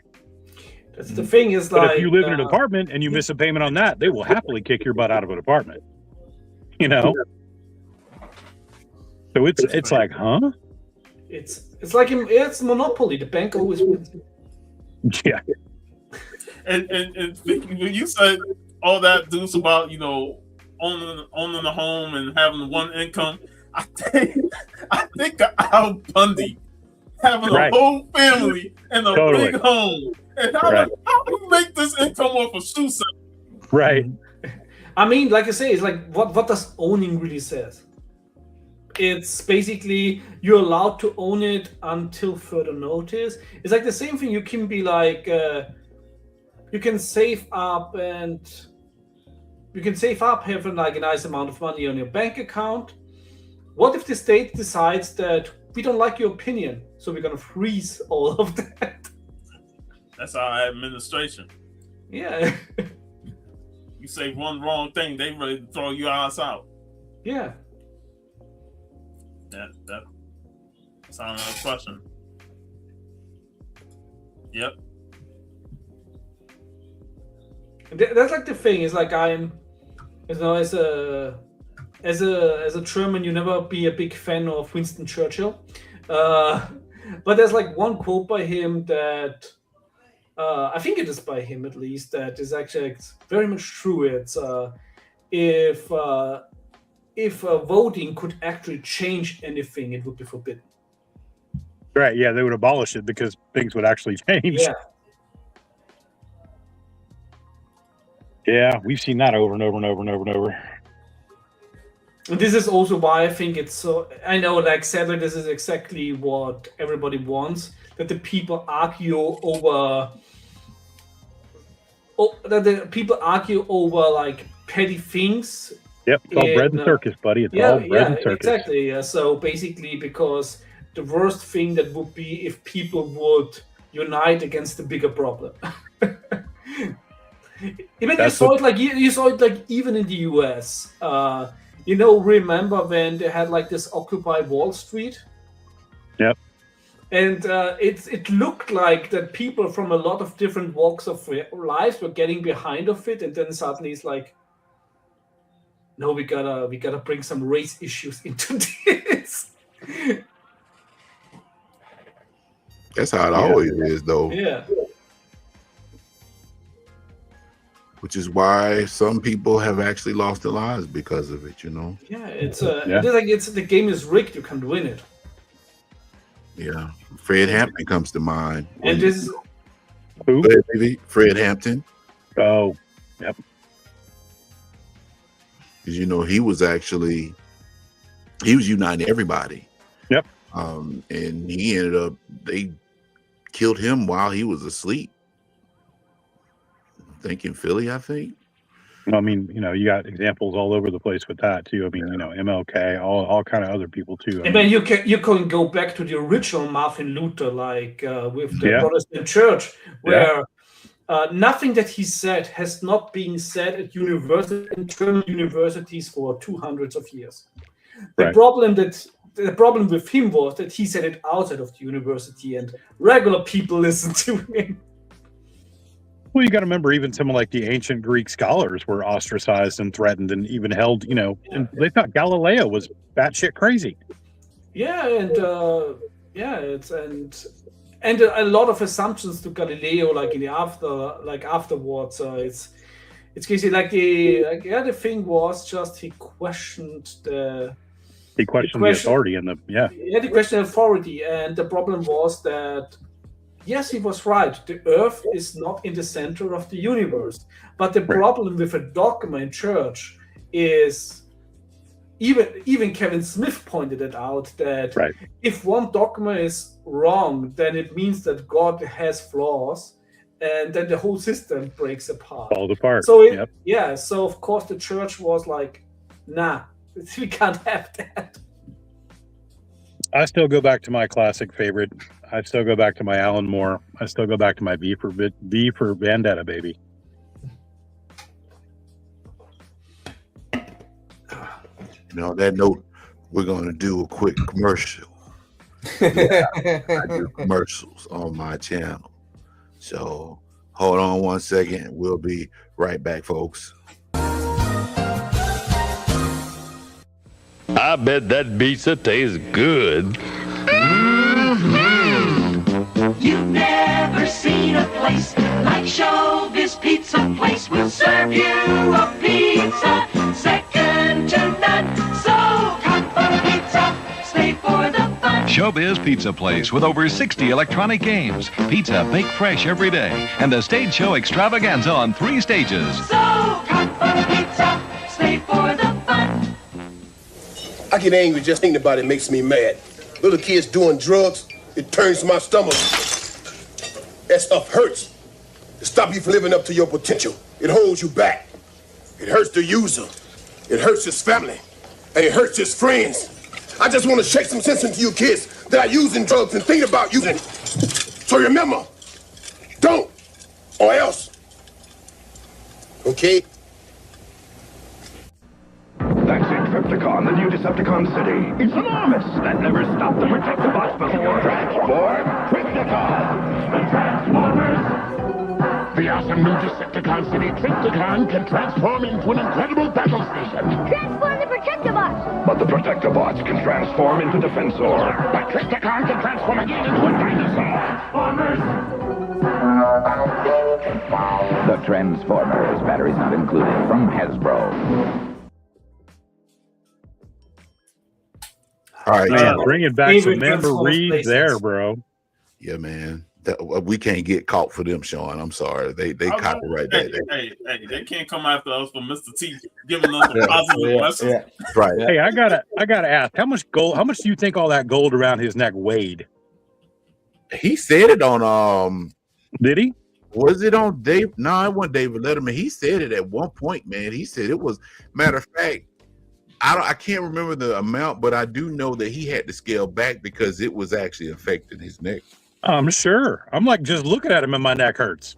I'm like, damn, we dude. asked him at MegaCon. We could have asked him at MegaCon, but I would, like Sean said, I wouldn't be paying $100 just to ask him a question. I think he'd be a cool dude just to sit down and talk to. Yeah. You know? Probably would be. Probably would be, but not no $100 though. I still prefer the Snickers ad, one of the best advertisements. Well, and I got to ask, too, about those animatronics. Speaking of which, did that not creep you out when you were a kid? It kind of creeped me out when I was a kid. Nah. We really didn't know the showbiz. Like certain things like those Pirates of Dark Water toys, those figures creep me out. And the which ones? Pirates of Dark Water. Oh, okay. Yeah, I remember those. It has some creepy figures, man. And even the Sectars. Now, I see Sectar figures now, they then came back, and I'm like, man, how the hell people are interested in buying these bug-like features? You know, when I was a kid, and one of the German TV stations thought, oh, something is animated, so it must be for kids, which is me, a 6-year-old, watching Watership Down way too soon. Oh, dude, I just watched a video about that. I think nothing after that was like scary anymore. I just watched a video on like the top like 15 most messed up like animated movies that got released, and parents, even though some of these movies had R ratings or even were X-rated, people were still taking their kids, oh, it's an animated movie, it's fine. Yeah, like I mean, Watership Down is a masterpiece, but not for a 6-year-old. Yeah, at one point, the BBC showed Watership Down. I just saw a video on this, no lie, like probably 2 hours ago. They showed Watership Down on Easter Sunday. And then one of the comments that was left, one of the comments that was sent to the BBC was, okay, how did you think that this was going to go? You're showing a bunch of dead rabbits on Easter. You know? Hey, man. The bunnies need to get slaughtered. Maybe that was by design. I think I had nightmares for 3 weeks straight after it. Yeah, there were some interesting movies on that. There was like Felix the Cat.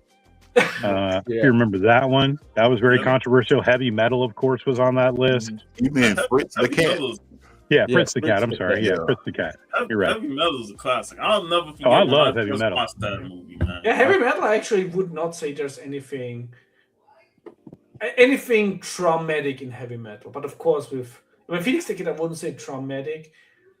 There's this German animated movie called Feli Day, which is like a cat thriller, which is also, I think, a little bit too brutal to watch as a kid, where there's like cat murders. Hey, I'm playing Violent Shit 3 after cartoons on Saturday. Hey kids, this is a great movie, man. Violent Shit 3, Infantry of Doom. Watch it. I always thought that was interesting here that, you know, people would get all up in arms about, you know, violence in movies and violence in this, but video games, you could literally just walk in, rip somebody's head off, throw it on the floor, and then, you know, go kill 300 more people, and it's okay in a video game. I'm like, huh?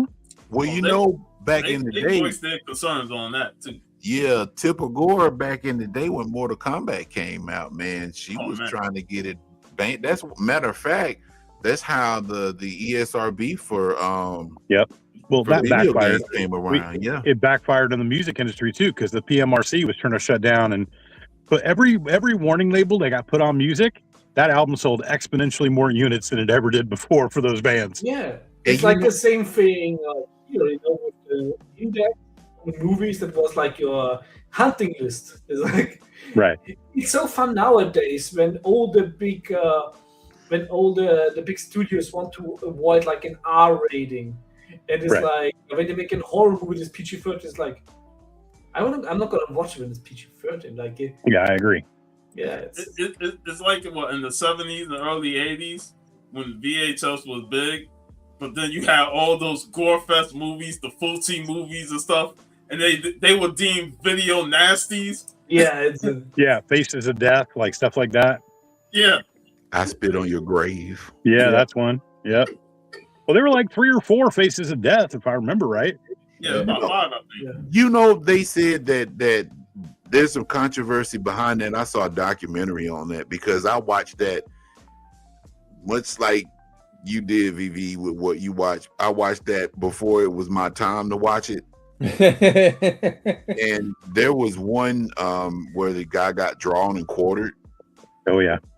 But they said that a lot of that stuff was kind of like, I don't know how they faked it. Some of it was actually true because it was based on certain things that happened like historically.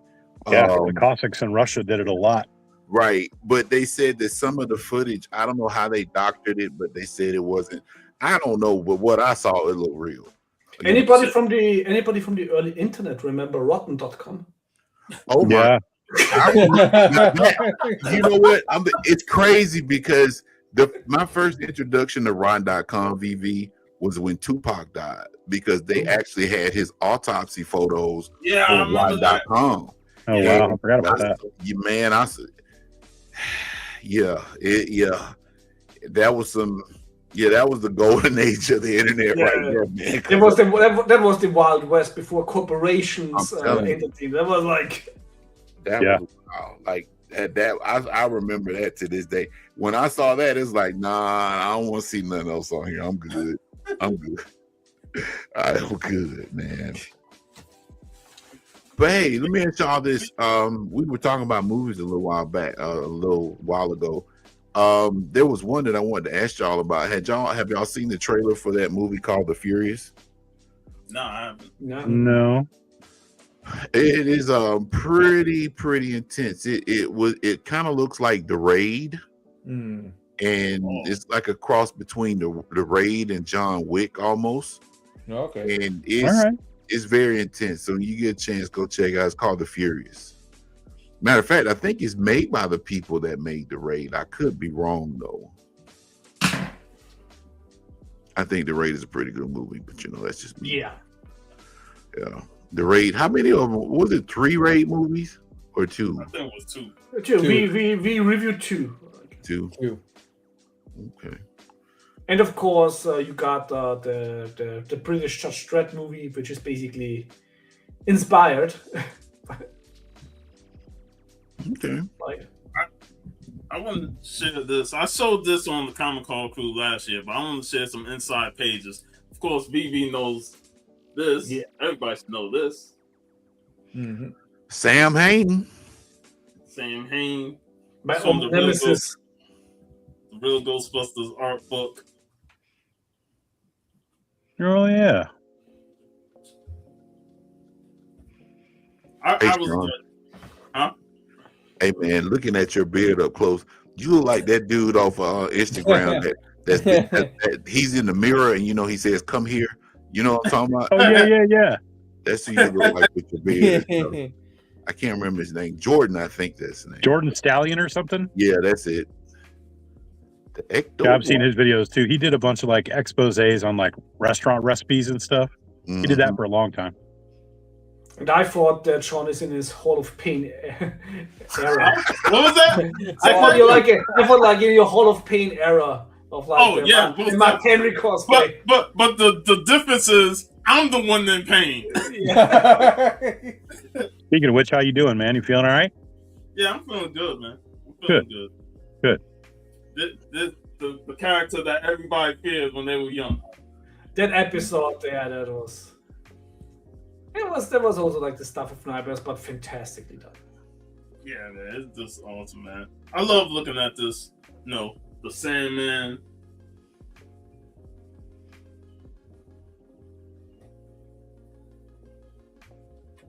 And then you look at all the toys, man, like all the advertisements. Yeah.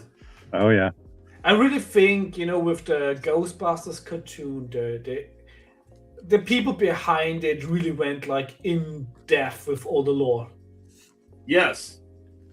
And reading this book, it's like you hear from J. Michael Straczynski, Richard Muller, and they really wanted to be authentic to the lore of Ghostbusters and making sure they get all the actual ghost stories and the H.P. Lovecraft and all that, and they really added to the Ghostbusters.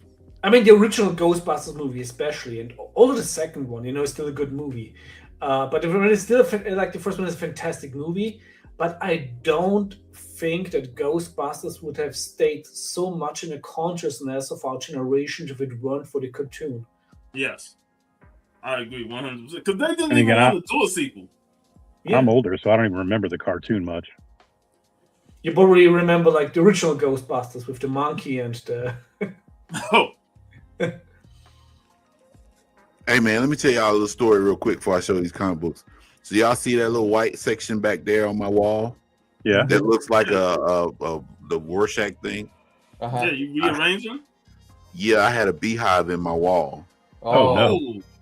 And the length and the height of that, they had to cut a hole in the wall to get the hive. That's how big the hive was. Jeez.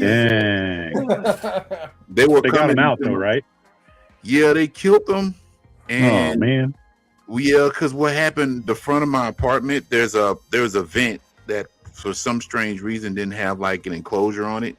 So some bees got up in there and made a hive. Right. And keep in mind, from that wall to the front of my apartment is about 20 feet, 30 maybe. Oh, wow. So you got this, and then it goes back, and then it goes around. Oh, wow. So to make a long story short, they started getting into my apartment. And, these were the stinging bees. They sting you once, and that's it. So I was killing bees like I was the bee killer, number 12. And you collect the honey first? Man, I ain't eat no honey out no damn wall, man. Come on, bro. Oh no, not the bees, not the bees. No, this is what happened. So apparently the hive was huge. So they sprayed the hive, right? They sprayed in there. And I did not know this. For everybody that's watching this that don't know, and I say this, cockroaches like honey. Oh, yeah. They're like anything sweet, really. So when they sprayed, the cockroaches ran for their lives. Right. And they started infiltrating my apartment. No joke. I killed 30 cockroaches. Like, I felt like I was in a video game killing cockroaches. Felt like you were in Creepshow. You were like, oh man. You were like in the tutorial area. Basically, yeah, it was like how to play. Killing so level one, left, right analog stick, you left, right arm and stuff. All the years I watched Creepshow, I never understand why that dude stayed in that room. Right. Well, because he was a germaphobe. So like anything, any outside exposure, he was a shut-in basically. I ain't being in that room with those vultures. He couldn't go anywhere else either with his. Are you like allowed? I said, he was. Yeah. Are you allowed to kill bees in the U.S.? Well, they killed them here. They killed them dead. Like in my country, when you have like a beehive or even a wasp hive, you're not allowed to kill it. You have to call specialists so they can transport it because they're like under protection by law here. There are people here in the States that do that. They go and collect beehives, take them and put them in things so they can preserve them, take them to a natural place. Now here you can actually get a pretty hefty fine if you would like attempt to like get rid of a hive. Wow. Yeah, but what happened was they killed the roaches, and I felt like a man after I killed them all. To make a long story short, that wall had a hole in it because apparently I didn't know this. The weight of the hive itself, it wore down the sheetrock. So when I pressed the wall, it just cracked. So what happened was they came out initially to check the hole because I used to hear the bees in the wall. And like, what in the hell is going on? So they came out, and one guy, he came out and he actually went in there and pulled out a piece of the honeycomb about that wide. Oh, I'm sure that was just a teeny little bit of it. Could you at least say what, VV? Could you at least keep the honey? Well, this is the thing. They sprayed some kind of pesticide. That probably not. Right. But the crazy part is the dude came in here and he was from the country. And he was licking his fingers and stuff. Like, dude, you just sprayed some poison on it. Yeah, that probably is the same. Like that's the kind of dude that would eat ass on the first date. I guess. I have no idea. Oh my god! I don't know. But yeah, they had to cut the wall from where you see it, and they pulled it out. The honeycomb was from the top of the ceiling, right down to where they cut the wall. Yeah. Good lord! I mean, right now it looks like the epic conclusion of a very long gooning session. I'm sure. A gooning session to end all gooning sessions for real. I'm seeing the Rorschach is where I'm at. Yeah, that's what it is, Rorschach. Say what, VV? Maybe that would have ended the whole hive too. Maybe. Hey man, the world may never know, so we don't know. But yeah, man, I had to move all my comics out. So I mean, basically, I just redid stuff. So all my comics in like my sunroom, because y'all know most I have them like, Yeah. Anyway, you know what would have been an easy solution? What's that? You would have just shown modern X-Men to the bees, and they would have left anyway. No, they would have died on the spot. No, all you needed to do was put on some Wu-Tang, man. The Killer Bees, man. No, man, you trying to attract them more. You ain't kidding. You want them to kill me, man. I mean, It's that Killer Bees, man. Hey, no, son, I can't do that. He could have got anthrax in there too, attacking the killer bees. Anthrax and PE. Maybe. But yeah, that's why it looks like it does in here. But anyway, I just wanted to show a couple books. That's Batman. Yep. It's a really good read. I like it. Absolutely. Yeah, Batman. I didn't jump on the series, so I haven't read it. I'll probably get a trade at some point and check it out. But it's real good, man. Yeah, it's that's all I keep hearing is it's killer. Sean. Gotcha, man. Gotcha, man. I like this book too. The art is amazing. Thundercats, yeah, that's a beautiful cover. It's either Carla or Perillo, one of the two. Yeah. Chitara's looking like a snack on this thing. Yeah, she looks amazing. Yeah, it's probably based off of Carla if it's from Lucio. Oh, I meant to get that. Dang it! Is that just starting out? Yeah, this is issue 1 of the new Firestorm series. So yeah, I wanted to pick that up for sure. Yeah. And then I got this. Well, John, you deserve it still for not putting Commando in your top 10 action movies. So I'm gonna throw all the shade on Modern X-Men. Yep. You got anything to show, Deuce? I hadn't picked anything out, but I got stuff all over the place. I'm sure I could. Okay. Well, if you want to, man, you're welcome to. Give me a minute, Dick. Got something. So this came from Barbarian. Barbarian actually had somebody contact them about this. It's the actual reading at what was it in England at a bookstore of for the original for the Hammer movie planned. Yeah, Cushing. Yeah, Peter Cushing, man, amazing. That's what's up, man. Is that the original piece? It's not the original piece. It's a poster they made for the actual live reading. So I'm saying, is it an original piece from the live reading, or is it? Yeah, okay. It's the original piece from the live reading. Okay. I don't know how Barbarian ended up getting a hold of it, but somebody contacted Dude, he him. knows so many people, bro. Yeah. He has got stuff, and I know the dude like very well. I would, and I'm like, I would love to be the part of the multiverse where this movie actually got made. That's what I was me about too. to say. It's like, man, this would have been epic if we got Peter Cushing in there in the man, in the 70s. And it's signed by the actress. That's cool. Remember when we also talked about like the 7 Golden Vampires movie? Yeah. You had the mix of the Chinese lore with vampires with the gothic horror. That movie was also fantastic. Or the Chinese zombies that like the hot ones. Yeah. There's like you remember when I showed you that one Chinese vampire movie where there's basically a RoboCop rip off. Yeah. But what is the actor said that looks exactly like Jeff. and I'm not saying that all Chinese people. No, there's like one actor in there that looks like Jeff, like 100%. That's funny.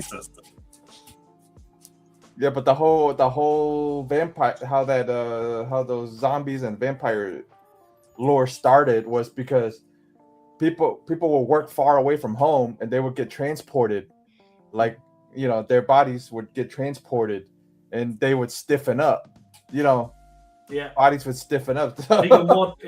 Yeah, and plus they didn't like lay them down and walk them. They actually walked them. So it was like. And the thing is, of course, also with the bodies, then when the flesh like slowly rots, and then you show more teeth, so it looks you have like, or like that the skin goes back, so it also looks you have longer nails, and this is like where a lot of like the aesthetics for the undead come from. Yeah. Speaking of Vampirella, I pulled out some Vampirella books to show. Jeff is doing a great job with his Vampirella book club, so I figured, I'll pull out some Vampies. Yeah. This is a facsimile, and I got Sarah Fazetta to sign this. Yeah. Nice. Another facsimile. Mm-hmm. And then, this is another facsimile, number 3. We wrote Key Collector for that one because they said it was only limited because it was a short printed, but it's a second appearance of the cousin. Love this cover. Mm-hmm. The Sun Goddess. Yep. Ken Kelly. Ken Kelly. Yep. Number 9. Mm-hmm. And then and it's Wally Wood, and then it's the small part is Boris Vallejo. The interior art is mostly black and white. Yeah. It's good black and white. Some great art. We talk. If you want to watch on Vampirella Book Club. We talk about the art inside and the cover stuff. Yeah. But usually when the cover says when some are in color, but usually they're black and white. Matches. Funny enough, they're in the German versions, and a lot of them they painted them.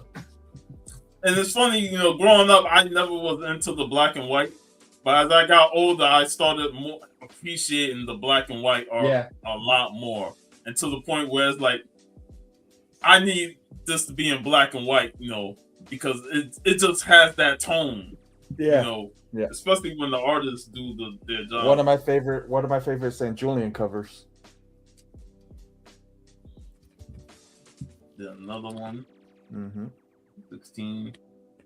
Nice. Another great cover, man. I love this one. Yeah. First appearance of Vampy with fangs on a cover. Huh. Yeah. I think, isn't that the one they used for the number 1 for the German one? I think so. Yeah. is. Mm-hmm. Nice skull cover. Yeah, I love the skull covers, buddy. Can't go wrong with those in my book. Nope.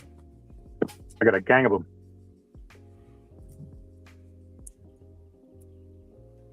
And I'm always finding more. Imagine that. Yeah.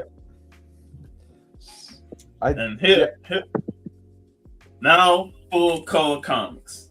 Mm-hmm. Yeah. And I think this is the one we got at Wonderwater, right, Jeff? This was on the wall. Yep. Because I go, which one you missing? He goes, that one. I go, okay. I grabbed it. I go, okay.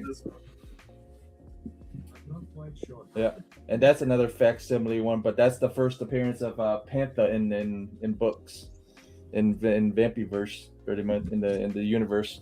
I think that's original. Luna. Yeah. We actually read the Luana story and the Vampy story in that one. The crazy thing is, it's still very tough to get the movie. Like if they've got their bootlegs out there, but to get the movie with the proper Frazetta cover, it's very tough. Yeah, I just wanted to show some love.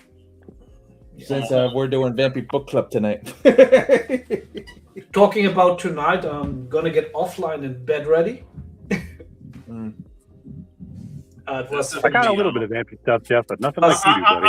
I know my beard is nice, so. Hey, I just wanted to showcase you for a few more seconds. That's all, man. So you about to head out, VV? Yeah, I'm gonna hang out. Okay. Hey, it was great hanging out with you, V, man. Great hanging out. Gonna see you the Always future. good to see you guys. Yeah, amazing. So have a lot of fun and enjoy your Sunday. Take care, VV. Yeah. See you later, V. Bye-bye. Bye-bye. Bye, buddy. All right, let's do this. Let's see. You ready for us? So there it goes. Let's get it. Orders call off. Yeah, a little old school. Since we're, it's an old school show, I figured I'd show off a couple of old school. Old 20 center Boris Karloff Tale of Mystery. Yeah, and I'm analog, baby. See all the analog? Yeah, baby. Yep. You'll be a rich man later. Can't go wrong with a good shark cover. Nope. Nice.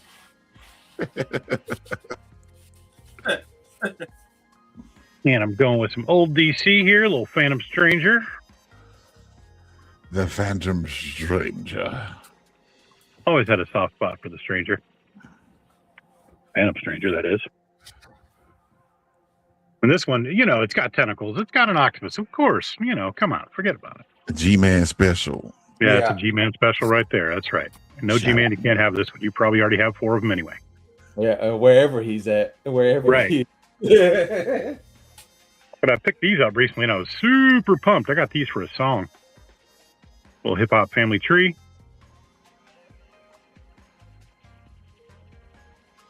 Little more.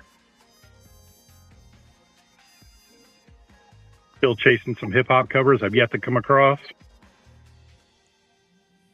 I'm probably not going to try to get all of them because that's just going to be a mess. As far as the Marvel hip-hop covers, because some of them are just... well, if they fall in your lap, you'll take them. Yeah, if I can scoop them, I will. Yeah, if they fall in your lap, you're taking them. No, for sure. Ain't no doubt about that. Yeah. And then, of course, I got to end with some horror, some newer stuff, but it's still cool. Yep. Little Asylum Press, Vampire Macabre. And then I'm going to, I got a couple more. I got a little trade of the number 2. It's actually a prestige format, but it's a super cool book with the bride looking all swanky. Yeah. She got a little picture of Frankie over here, too. It's pretty funny.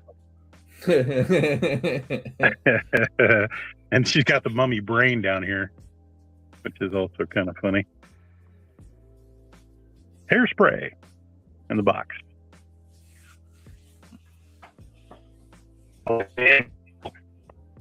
Alex Maleev, Empire of the Dead from Romero. Oh, yeah. I got this little set, which is fun. There's 1. There's 2. I love that cover. 3. No, sorry. I was about to say that cover's backwards. Yeah. It's not. And then I got a couple more of those. This is number 4.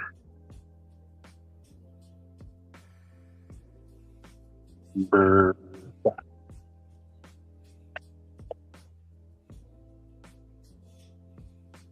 For some of your more modern stuff. And I forgot I picked this one too, just because it's a funky sci-fi, wacky looking alien caliber comic. Looks like for almost the Frazetta cover almost. Yeah, but look at that funky Age little alien dude. Of course, you got the damsel over there. Like always. You got to have the damsel somewhere. So yeah, little selecting for you.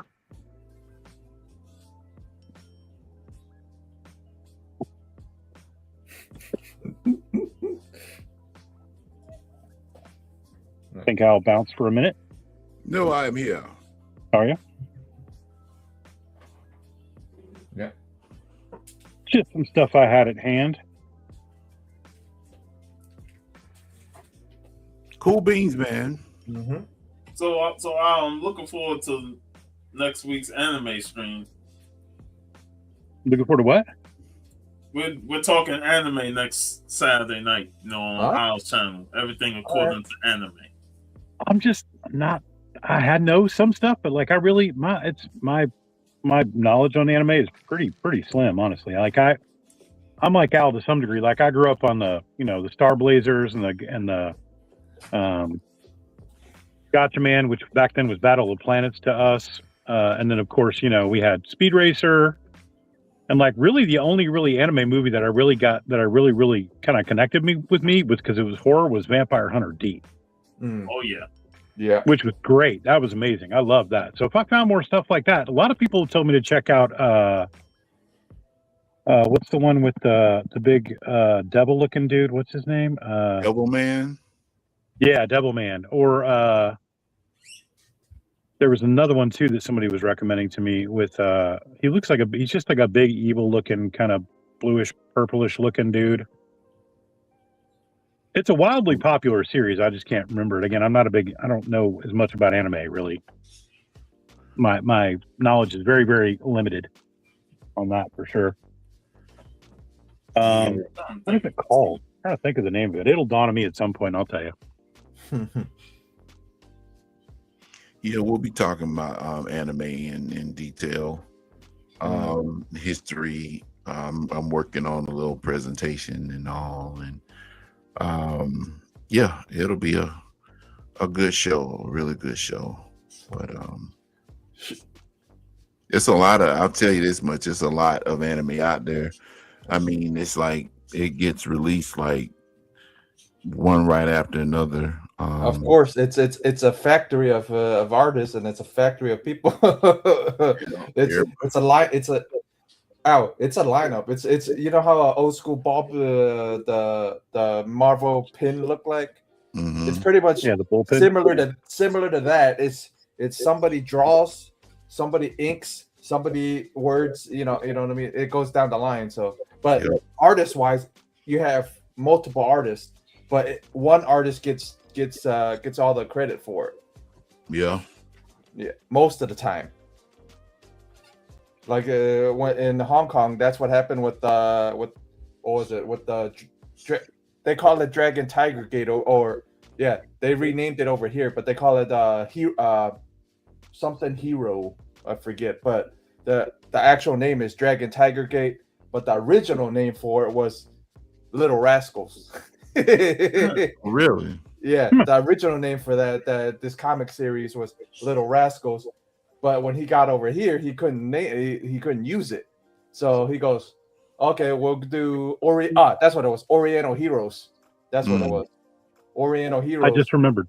Death Note was the one people were recommending to me. Oh, okay. Which one? Death Note. Oh yeah, Death Note is a good one, man. The anime is okay. Live action wise, not so much. But yeah, a friend of mine was telling me check out Death Note. That was the cool one. And I can't remember who the bad guy is, but he's like his name is Light Yagami. Yeah. He has a Death Note. I'm gonna take your word for that. Yeah, his name's Light Yagami, and has a book called The Death Note. When he writes a person's name in the book, and they die. Right. And as a demon that he actually works with, his name I think is Ryuk. Yeah, Ryuk. That's it. Yeah. That was the name I was trying to come up with. I couldn't remember. And the police are trying to figure out who he is, so they enlist this guy named L. He's like supposed to be one of the smartest detectives of all time. He's trying to figure out who has the book. So basically, Light is pretty much, it's like a game of cat and mouse. It's really good Death Note, and it's not that long either. Is it streaming on something? Probably. Hold on. It might be on Hulu. It might be on Netflix though. I hope it's on Netflix because I actually have Netflix. Let's see. Now. Yeah, but Death Note's a pretty good one. Now, like Jeff said, the live action sucked. Mm-hmm. Yeah. Funny how that usually goes. Well, I mean, there's exceptions to the rule. I mean, One Piece has been pretty good. Some of those shows are like so crazy long. Like, isn't Dragon Ball like 600 episodes or something crazy? Yeah, well, One Piece is over 1,000. So again, the new was one of them that's got crazy amount of episodes. Yeah. Like and the thing of it is, I think it gets bad press because of the amount of episodes. But the way I equate it is this: if you have been a long time comic book reader, you probably read like 10, 15 versions of whoever your favorite character is. Like me, I'm a huge X-Men fan, so I've been reading the X-Men since the 80s. So I've been reading X-Men from the New Mutants to X-Factor to X-Force to the Wolverine's book, blah, blah, blah. So the amount of time that it will take for me to read every X-Men book that I've read is no different than watching that show. I think some people get caught up in the number. Fair. You know what I'm saying? They get caught up in the number of episodes and stuff, and at that point they just like, and I get it. That's a lot of episodes to watch, especially if you've never watched it before. But One Piece is good, man. It's really good. Hey, you tell them, Al. Again, maybe I'll check it out because I probably won't check out One Piece to start. I'll definitely try to find Death Note though. Yeah, Death Note for sure. And then if you want to get into it, if you want to get into One Piece, I would recommend if you want to start the live action first and then jump into anime first. Yep, and that's what I normally tell people if they've never watched One Piece. Just watch the live action. They're in the second season now. Now the live action is a bridge from the anime, as the anime is a bridge from the manga, but it gives you an idea of what the show's about. Yeah, what it entails. Yeah. But yeah, I was telling them, the Comic Call crew, back when I watched it all in 5 months because I was out with my cancer and stuff. Right. And I was like, hey, what the hell? I'll watch it. That was it, So they're currently on 1,159. It came out today. It drops every day. But I'll be doing a video. I actually have a video set for a lot of people because there's a lot of people that's not watched a lot of anime. And I think I watched my share of anime to kind of give people an idea. And I'm pretty sure Sean has too, but give them an idea of what they can start with that won't bore them to death. Mm-hmm. And that's kind of like short, quick paced and something to get into if you're interested. So I'm working on that video now. So I feel like with that many episodes, like you've got character development, I'm sure, through a lot of it, right? Because you got new people coming in, old people going out, right? Like most shows do. Yeah. And like me and Sean was talking last week, a lot of times people kind of dismiss the week before. Thank you, Sean. I'm getting old, man. It's the beard. But yeah, man. I mean, you with the advantages that manga have over comic books is that typically there's one writer throughout the whole series, right? And with Jeff mentioned too, is one writer during the whole series, so things kind of stay congruent unless the writer, starts using crack or something, and then they go off on the deep end. Starts jumping sharks, right? Right, they're jumping all kinds of sharks, Sasquatches and Wendigos and everything. Right. But for the most part, it stays consistent. So you have a more consistent story as opposed. And I hate to say this, John, I'm telling the truth. Whenever they reboot X-Men, They start over from an issue 1, and then in most cases, most of the writers they don't use continuity. They'll just throw it out the window for something that they want to do. If you're gonna mention the X-Men, I'm mentioning Vampy. Okay, Vampy does the same thing. It goes back to number 1. It's back to number 1. I feel like every writer has their own kind of spin on that, and always kind of does that when they re-jump again. Mm-hmm. And I can't say I'm a fan because I'm, depending on what you're collecting or what you're into, it's royal pain to go back and try to find, a short run of something that didn't last that long. Yeah. But I mean, as far as it goes, I mean, like I said, but then again, you got anime like Naruto. It was Naruto and then Naruto Shippuden. The first series was like 350 episodes. Second series like 500. Wow. So yeah, a lot of them, man. Like I said, if you have one writer writing the story, a lot of them, unless they're meant to be short form, like Cowboy Bebop. Which I did like Cowboy Bebop. I thought that's a good one. And Akira's classic. Can't go wrong with Akira. Right. Ghost in the Shell. I watched that last Friday. Yeah, Ghost in the Shell is great. And then I was trying to think, there was another I used to like too. That's older. There's another one that came out in like the early 2000s. It was directed by the same guy that did Cowboy Bebop, called Samurai Champloo. And Samurai stuff I like. It's 26 episodes, and it's basically set in like the I can't remember the feudal period in Japan. Wasn't 13 Ghosts? That was anime too, right? It was a movie, I think. Yeah. Movie, and they might have adapted it into an anime. No, I remember. Yeah, I know, but I thought there was like some kind of ancient. Like I thought there was I know 13 Ghosts was a movie. I have it right here, but. Which I liked. I thought that was cool with all the different ghosts and all that. But I was trying to think of. I feel like there was some like feudal Japanese version of 13 Ghosts or something like it. Might not have been 13. Might have been a different number, but it was something like they were like ancient Japanese samurai warriors that were ghosts or zombie-like. I can't remember. I have to look it up. Does that sound familiar at all? It does. I wanted to say it was Seven Samurai, but Seven Samurai, that's not it. Even though it's pretty good too, but that sounds familiar though. But I can't. It's so much of that stuff out there. It's hard to keep up with a lot of it because they just churn them out, like Jeff says, like every 5 minutes. I mentioned Ninja Scroll. Is that Ninja Scroll? Maybe. I don't know. I mean, honestly, you guys are the anime experts. I don't know anything really in comparison to any of you. Japan. Ninja Scroll was one of those that I watched the first time in the mid-90s, and I was like, holy shit, this is awesome. Yeah, it's also one of them ones that, is not suitable for audiences under the age of 15. Right? Yeah. But it's good, though. It's good. It's just a different media, and like I said, the storytelling in a lot of them can be compelling, and a lot of times they use real world, stories and real world situations. I don't know why I can't say that, but it's one reason why I'm a fan of One Piece. So, yeah, man. But anybody got anything else they want to talk about? I got my last book to show. Yeah, I got my last book to show. I'm thinking, I showed you that one last time. And I showed the facsimile earlier, but this is the real deal. Mm-hmm. Oh. The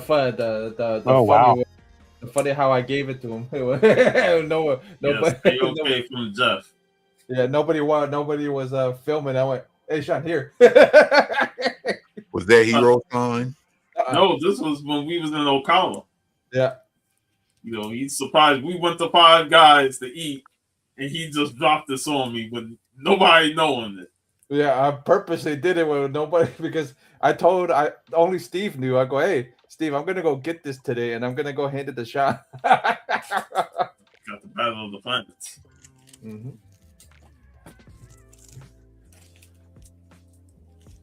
Yeah. Nice. I got 46 and ready for today. Yeah, buddy. I got the gold key too. I don't know where it is though. Whitman did a copy, and then Gold Key did a copy. You know, if I ever run into those, I'm always picking them up so I can find them for you. Hey man, now this right here, I don't know why I'm sitting here with this like this. This is abstract art, people. It's according to Al, it's abstract art. But yeah, man, some of those are probably expensive. This series, well, the first one is, I mean, raw, this is probably about $70, $80 plus, depending upon the grade, probably higher. Wow. It's the rest of the book, like that Fast Willie Jackson that I showed. Yeah. Bro, it's like, how many issues is that series showing? Like maybe 8? About 6 or 7. Yeah, something like that. The issues after issue 1, because they're even harder to find than issue 1. It's the print. That one with the bikini cover.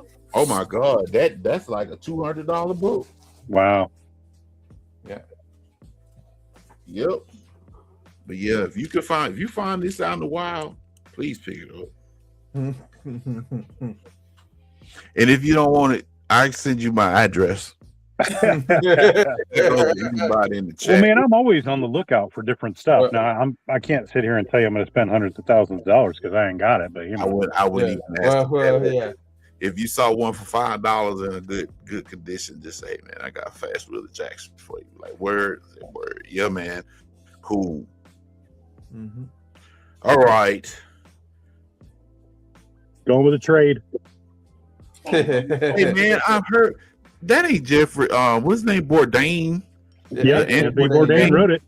You know what? I knew I've seen that before you showed the title. I see. I mean, knowing stuff sometimes. Tales of food and fear and food from around the world. Anthony Bourdain's Hungry Ghosts. How is it? Is it pretty good? I haven't read it, believe it or not. I have it sitting here and I just haven't read it. I have probably close to 300 trades, not to mention over 10,000 books. So I got some shit to read, man.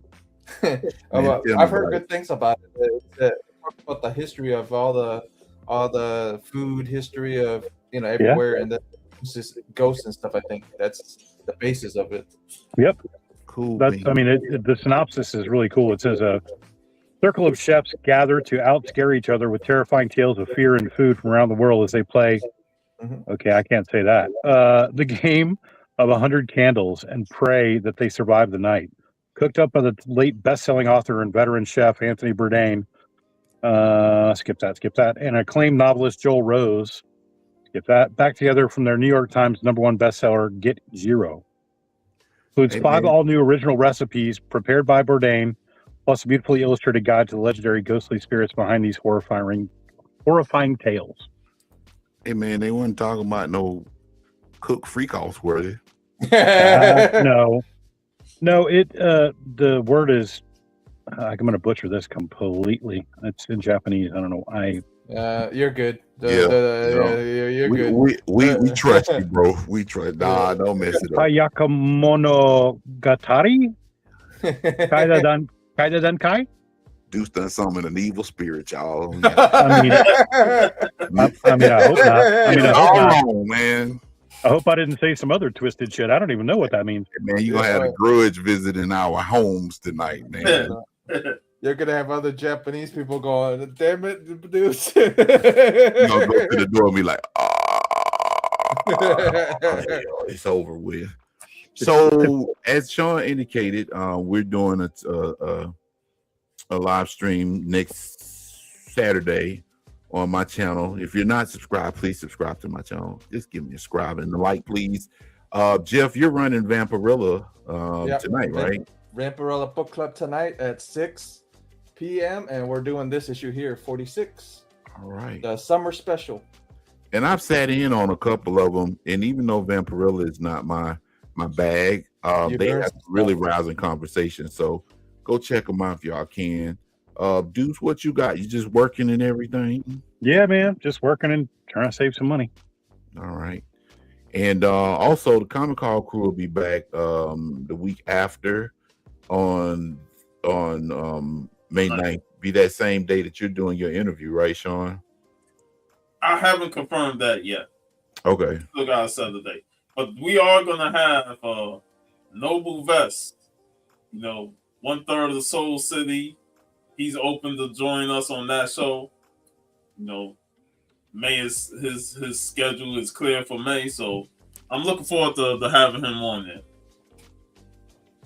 Cool beans. All right. Any parting words before we adjourn? Great show, man. Show. Always fun, man. Always good talking to you guys. Yeah. Likewise, man. Shout out to VV, man. Appreciate you taking time out of your busy schedule. Shout out to everybody that was in the chat. Everybody that actually participated in the chat. We do appreciate it. We will be back in 2 weeks. Don't ask me what date that's going to be, but whatever 2 weeks is from today, that's when we'll be back. If you want to be a part of the Silver Age Sunday, hit me up on Instagram, or hit Sean up on Instagram, or hit Jeff up on Instagram. Let us know and we can shoot you the link. So doesn't matter who you are. And hopefully we can get Stone Cold Steve and them guys back on, man. Well, I've been sending them to Javi. I know Steve and Hailey. I want to see Hailey on too. They're in that Friends of P chat that we have on Instagram. So hopefully they'll get free again, or they'll get well. I hope Hailey becomes free. Javi, I guess he's really available because he works on Sundays. Yeah, and he has his band too. So, he's got his music thing going. So, but anyway, that is it. It's good, man. We had a great time today, and we will see you all in 2 weeks. Y'all have a good one. See you later. Hey, thanks for having me on, brother. Hey, no problem. Anytime, dudes. All right, y'all take it easy. Hey, yo.